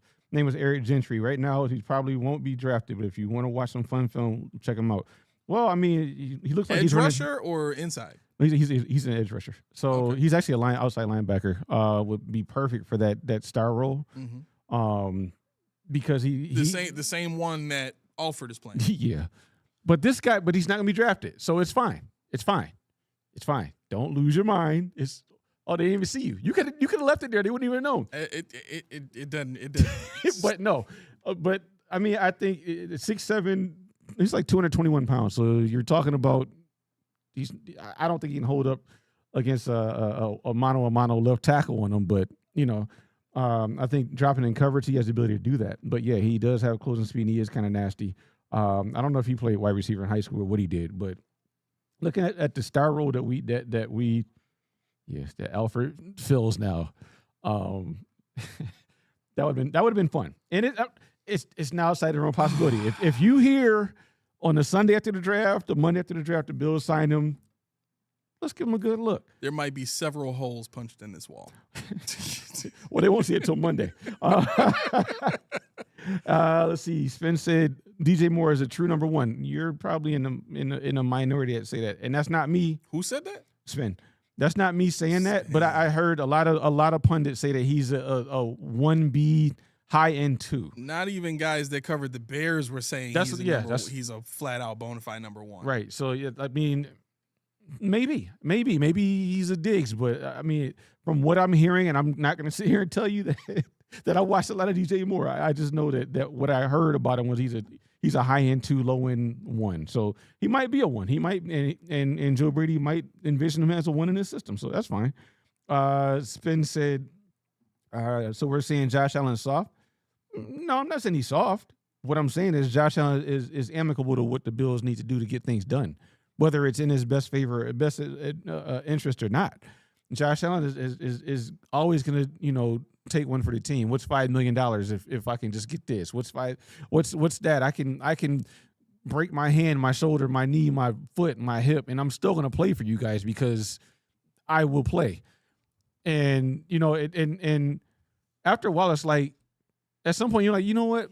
I give it $5 million and I broke my hip for you. What are you doing for me? I mean, that's the extent of it. What are you doing for me? Connor McGovern, that's cool, but go on. There's more, right? There's more. You can do better. What would you make the face for? What happened? We have a super chat. Oh, go ahead.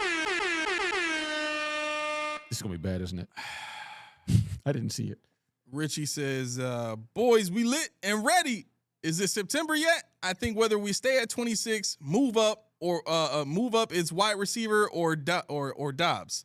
Then Trey Hendrickson, which is where my head just started spinning on my neck. Also go Sabres. Yeah. Yes. 15 goals in one game. My eyes welled up this morning, bro, hearing about this game. I didn't get to see it.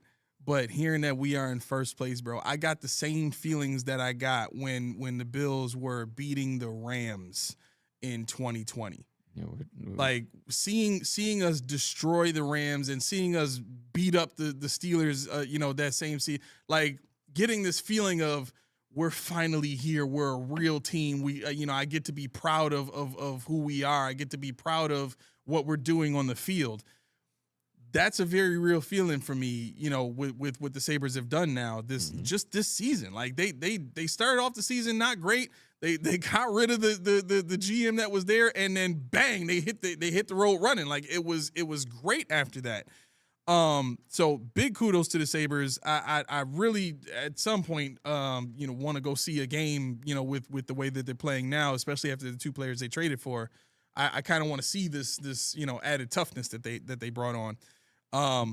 Sure, let's do it up. Go get some beers and do it up. Yeah, we should. But this Hendrickson thing, even this Dobbs thing, again, after everything that we went through with the Bills in their salary cap situation, saving the $9 million that $9 to $10 million that they would need to save for the salary cap, you're still looking at $15.7 million of space that you have to split between Romeo Dobbs and Trey Hendrickson.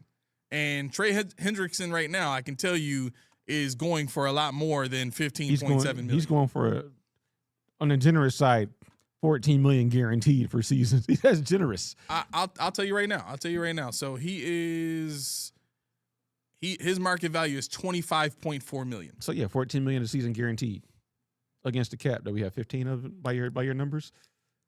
Yes, 15.7. Oh. So right. If you get Hendrickson, you can't do anything else but draft. Can't even do that. Right. So, this. Yeah.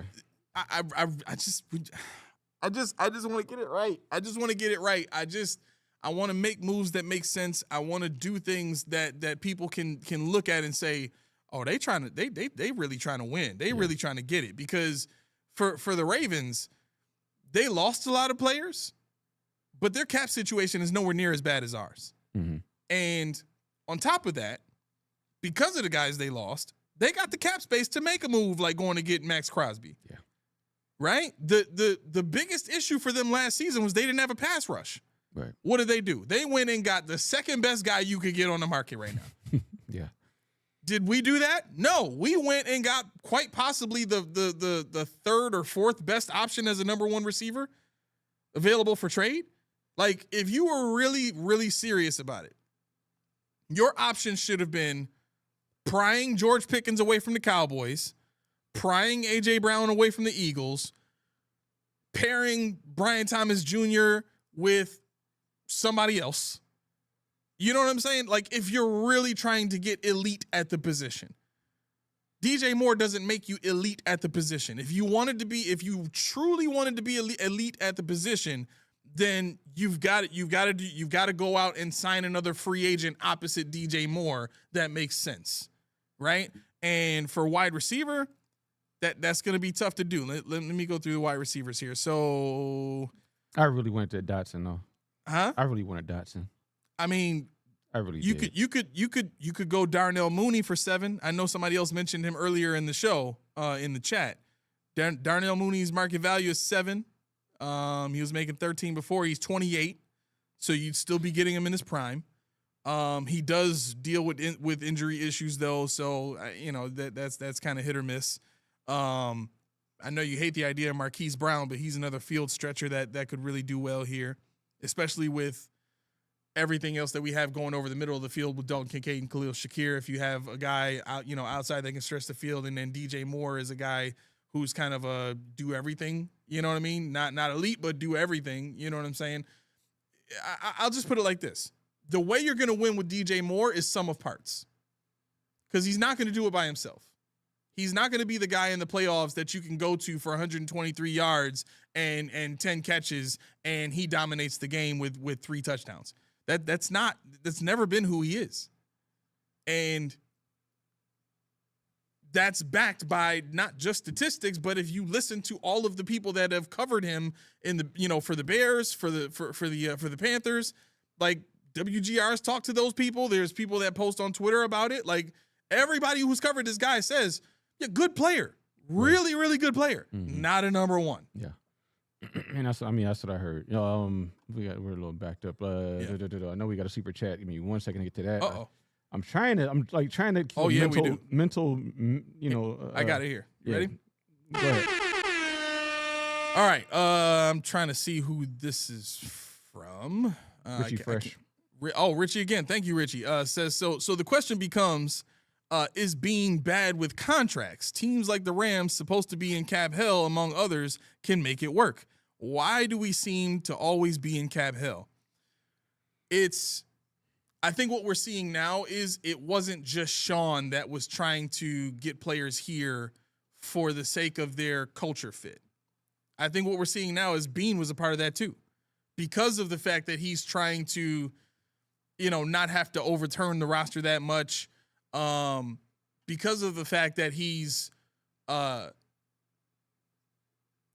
can I put this? He's not performing roster surgery. Let's just go with that.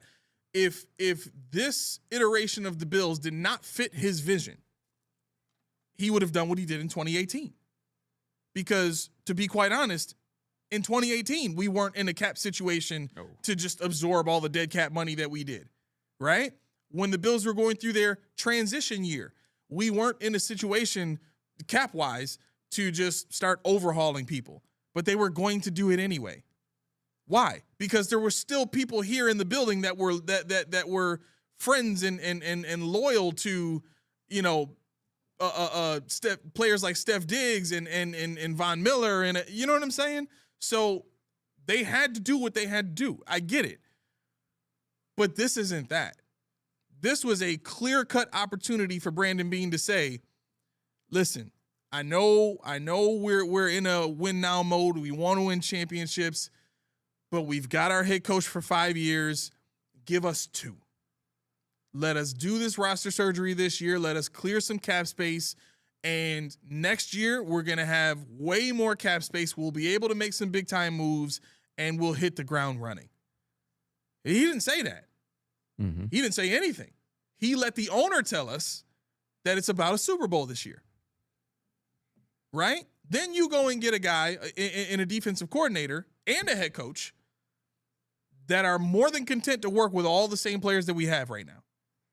So I think the reason we're in cap hell is because you have a GM that is more concerned with the feel of the locker room, the feel of the building, than they are with getting players in here who may not have the best personality, may not be the most personable person, may not be the most relatable, because that's the other part to this too. A lot of these players can relate to the front office people, right? That you might not get that with A.J. Brown or George Pickens, right? So I'll just say culture. Culture is the biggest reason why you can't get those guys, because the guys that you identify that fit the culture are your B-level players, are your average players that you're going to have to squeeze more juice out of in order to get better production. But you're never going to get elite from any of these guys. You're just not. Yeah, I don't think he's bad at contracts. I think it's just a snowball effect from some contracts he handed out that we weren't in position to really hand out.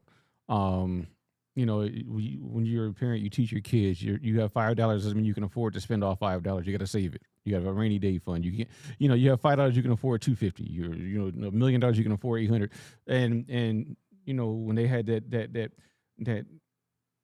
contract with all the money burning a hole in their pocket for Von Miller, which I think Bean even said he had burning a hole in his pocket. You can't operate like that, right? And then you restructure guys. But like I said earlier, you want to restructure guys who you want to be on the team for years to come. You don't want to get into a situation where you bring in a rental with void years attached to their contract so that you can fit them under the contract, under the salary cap, just to say you did it. You knew when you signed Joey Bosa, you're only going to keep him for a year, even though you got him. You signed him for a 3-year contract to massage his number. People that are still in their contract today. You're thinking about Taron Johnson. When they restructured him, what was the intel they had that said, let's do it? We have to do it now, because it's a quick thing to restructure somebody, but you need to know why you're doing it. Yeah. I would just, if you had even a virtual handshake with Miami that says, okay, we'll do Waddle, but they said we're not doing it for 2027 first. So what made you decide you're going to free up space and you did nothing with it? You signed Ogunjobi to 2 years with void years on it because you couldn't foot the bill. These are the contracts that offset the good contracts they sign. There are some good extensions they have because they're all based on handshakes. They're all based on, they're all based on some kind of relationship that they have outside of the money. James Cook, Connor McGovern, people that could get more money on the market. Trey White coming back to Buffalo for less than he could probably get somewhere else because they have good faith agreements with these guys and they know they're going to take care of them. At least they think they're going to take care of them. Right. But when it comes to, guys like A.J.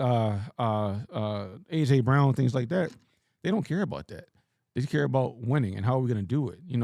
How do I make the most money? How do I get the most balls thrown my way? How do I become the A.J. Brown that I was in Philly and Buffalo? That's your job to help me do that. Right. It's not team first. It's me first. And then whatever I do for the team is a residual rub off. Right. So I mean, they're doing a great job of bringing in the culture, and people are in the comments screaming that being drafted with McDermott won it, but at the same time, it was working for McDermott with Frazier. It was working for McDermott. Now we can get better, but it wasn't a tire fire except when you're talking about the playoffs, like everybody talks about. Regular season doesn't matter. Yes, it does. You can't get to the playoffs without regular season. So it was an innovation process. It was the ability to adapt is what did McDermott in. And this is not a show about McDermott. He's gone. I don't care. Right. Fine. But we're not going to sit here and act like I always say, ding dong, which is dead. It's not until you show me it is. Right.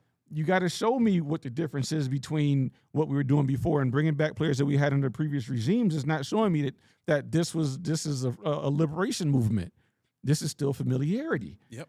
So I, for one, you can call me negative all you want, but I believe that this defense is better suited for the players that we have. But some people are going to say no, just because it was McDermott's stint all over it. It can work. He just didn't know how to work it. Now, McDermott would have been the head coach and Jim Leonard came in and McDermott said, you run your defense the way you want, McDermott would still have a job right now because this defense with the guys that McDermott was picking will work. Just wait till 2026. And I must move a lot because that thing was said fuzzy. Probably. And you're and I froze again. You're just chilling. It's all good. You're in deep thought right there. Boom. But yeah, I mean, it's people like to typecast me as a bean hater or this hater. No, I'm not a hater. I'm just telling you what I know. Right. What I know doesn't have to be true. The same way you call me a hater doesn't have to be true.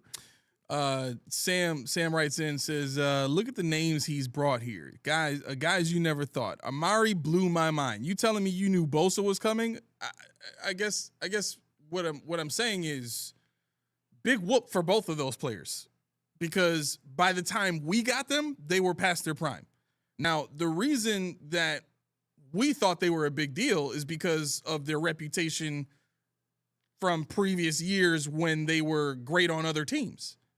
And these moves would be the equivalent to Amari Cooper and Joey Bosa and really all of the older players that we signed here, Von Miller. They're equivalent to the Terrell Owens move because everybody knew when Terrell Owens got here, he was past his prime.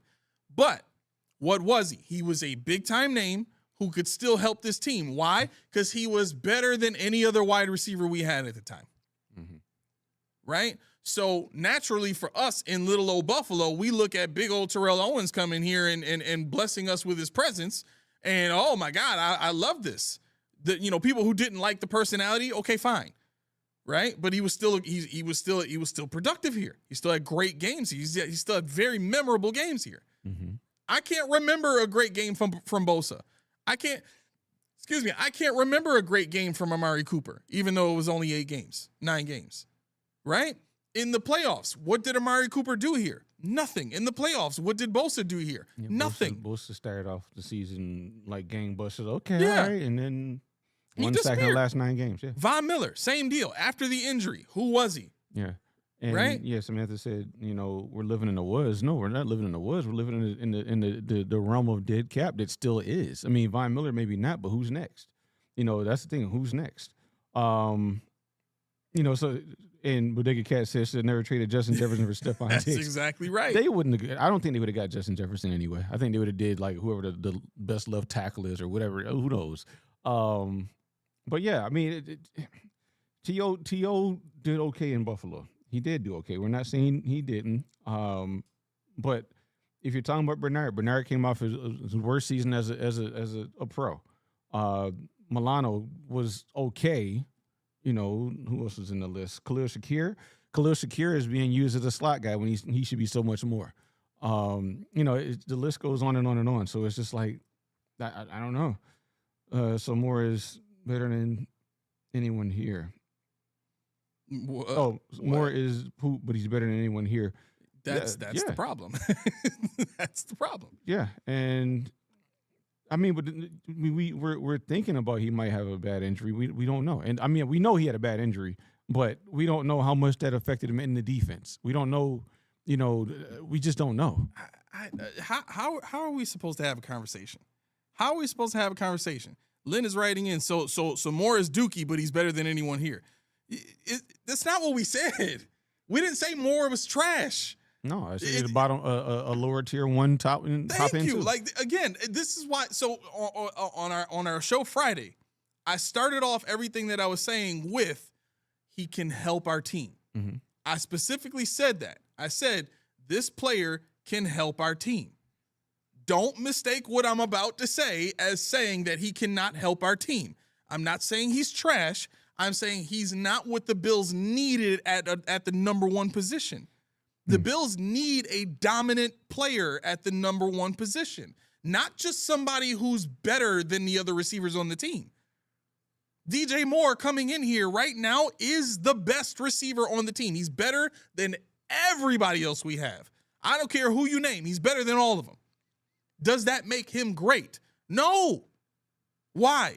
Because all that does is expose how median our wide receiver core is. And when I say median, I don't mean bad. I mean middle of the pack. Median means middle. The average number, the average rating. That's where our wide receiver core is.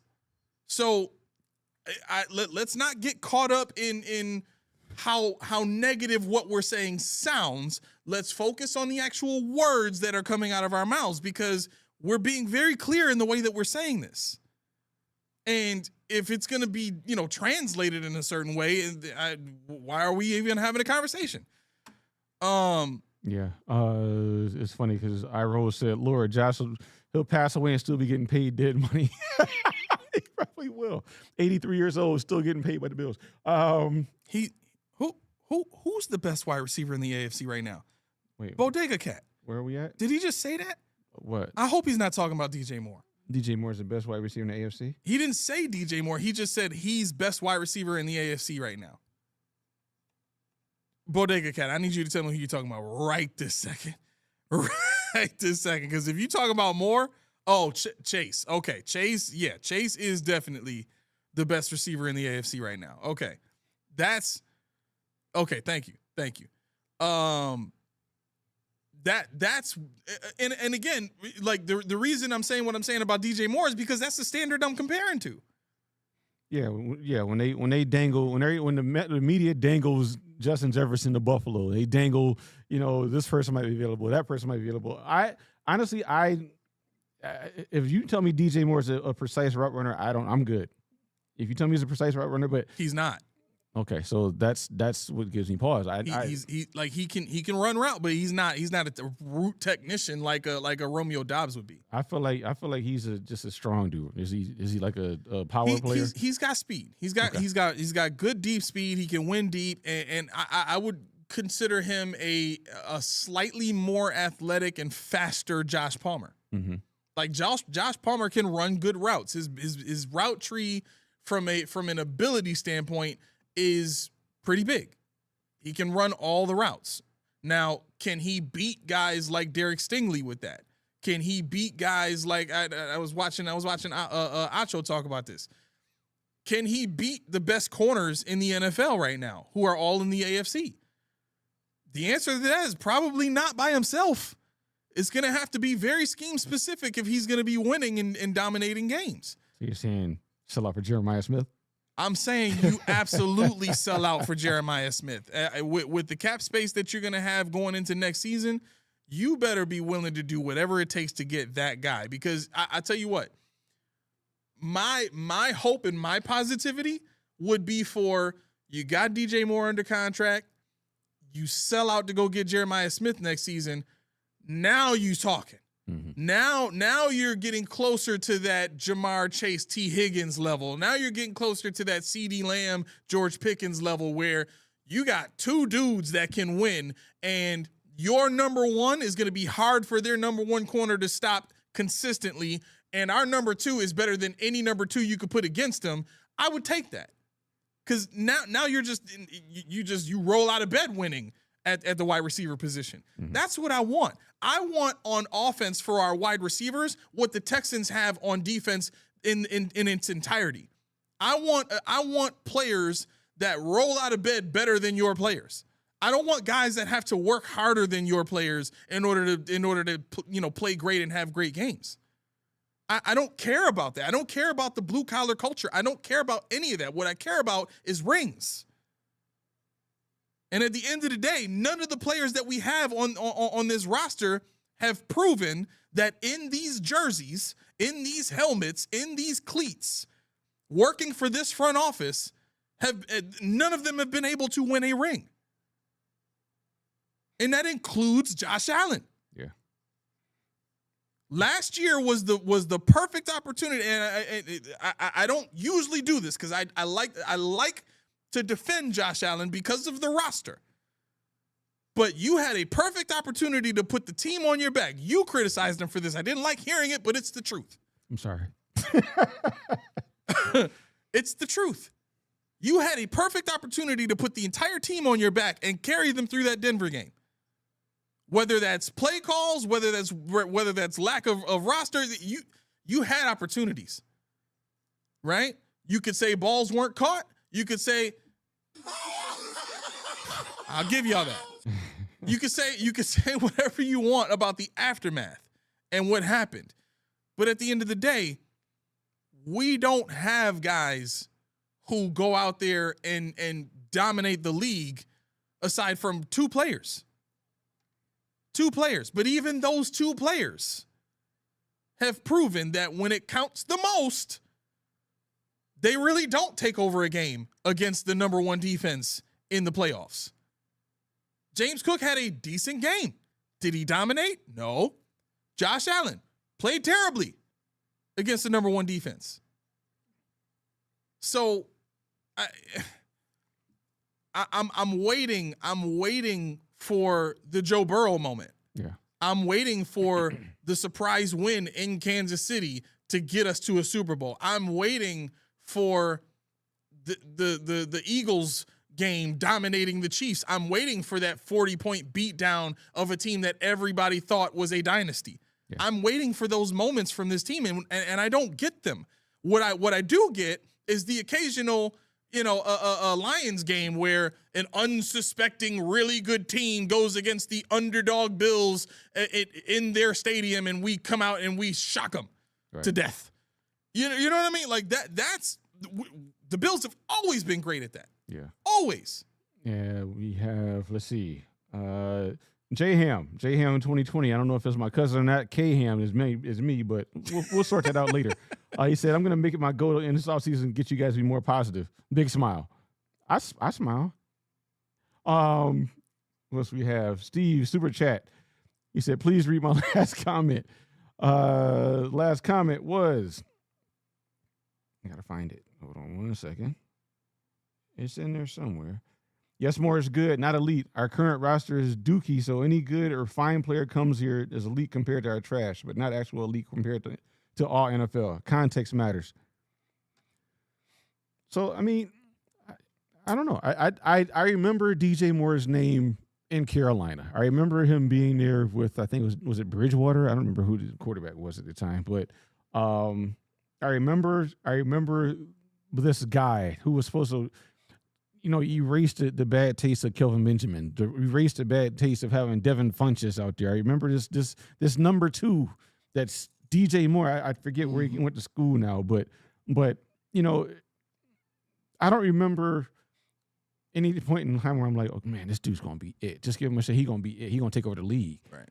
So when you're talking about a team that's strapped and they when we first heard it was $24 million per for the next 3 years, you're like, what? Right. Why? Right. And they guaranteed it. They guaranteed it. Wow. They guaranteed 2028 to make stuff happen in the second, third. It's like, okay, now I need to see the roster gymnastics. Does it hurt me as much anymore? Yeah. No. But I think what it was for me was the fact, like I said earlier, I had a predetermined thought in my head what the process was going to be for that 62nd pick, which we no longer have. Bean may move back into the second round. I don't know what he's going to do. He's got that additional 6th round pick from the from the other trade there for Taron Johnson. So maybe he uses it to move up. Come on, I mean, you go ahead and get yourself 4 players in this draft that are impact in the first half of the draft, or the first 4 rounds of the draft. Somehow, I'll be happy with it. I'll be fine with that. Like it or not, this is a rebuilding team. We're not. As Joe Brady said, we'll remember the past, but this is day one, and as much as I hate when he says that, it doesn't give you grease to me, but what it does is it tells me that something's going to be different, and I need to see what's different because I haven't seen it just yet. I didn't expect, this, for everybody that causes a negative, you talked about me, you said I didn't know the cap, but what big moves have we made this year when I said we're not going to make big moves? What big moves have we made? We didn't get Max Crosby. We didn't get Hendrickson. We didn't do all these things that everybody. You're wrong. We're gonna do. Why didn't we do it? Because they're trying. They didn't just run to Josh Allen and restructure his contract because they're like, maybe we don't have to. They didn't go do Deion Dawkins because that would have been the first 2 to do. Yeah. Because those are the 2 that give you a lot. Ed Oliver, yeah, and by restructuring Ed Oliver, that tells you they're not trading Ed Oliver. I told you they weren't. Somebody said, you can never say never. I told you. Max Crosby, never. Not because I'm a Debbie Downer, but because I know these things. It's not going to happen. Right. But, when they don't go straight to Josh, when they don't go to Deion and restructure, that tells me they're like, you know what? Let's do this different. Let's try to restructure everybody we can to fit under the cap and still move on from Deion eventually. Move on from Taron Johnson. We learned from that last year. We're not just going to go ahead and move everything to the future like we did before. But they're going to have to now because DJ Moore fell into their lap. But they didn't move it just to say we're going to move it. Nico says, so you want Luka and SGA on the same team as a comparison? Yes. Yes. I mean, what team wouldn't want that? If you can get it, get it. I mean, the Bengals drafted theirs. Both of theirs. They had a number 1 receiver already in T. Higgins. They said, you know what? This young guy coming out has already got rapport with Joe Burrow. Joe Burrow loves him. He's a really good receiver. Let's get him 2. Well, we already have number. Then we'll have 2. Yeah. Right? Dallas Cowboys. Same deal. Hey, what y'all doing with George? Mm-hmm. Give him. We'll take him over here. We'll put him on this team. And what did he do? He had space to operate. He blew up to the point where now he's making 24, basically the same amount of money in 1 year that DJ Moore is getting paid. It's going to go up when he signs too. That's just exactly. Yeah. So I mean, yeah, as a comparison, absolutely. Because I mean, I was gonna say Jordan and Pippen because both guys don't have to be the same greatness like that. You know what I'm saying? But you want one guy who's your dominant number 1, and then you want another guy who's better than all the number 2 corners in the NFL. And that's what the Bengals have. They have Jamar Chase, who can go up against any number 1 and win, and still gets double covered even with all that.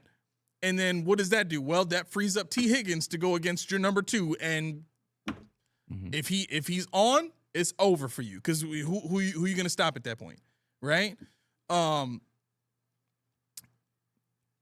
Bodega Cat says, I think he's talking about DJ Moore, says, and he doesn't miss games.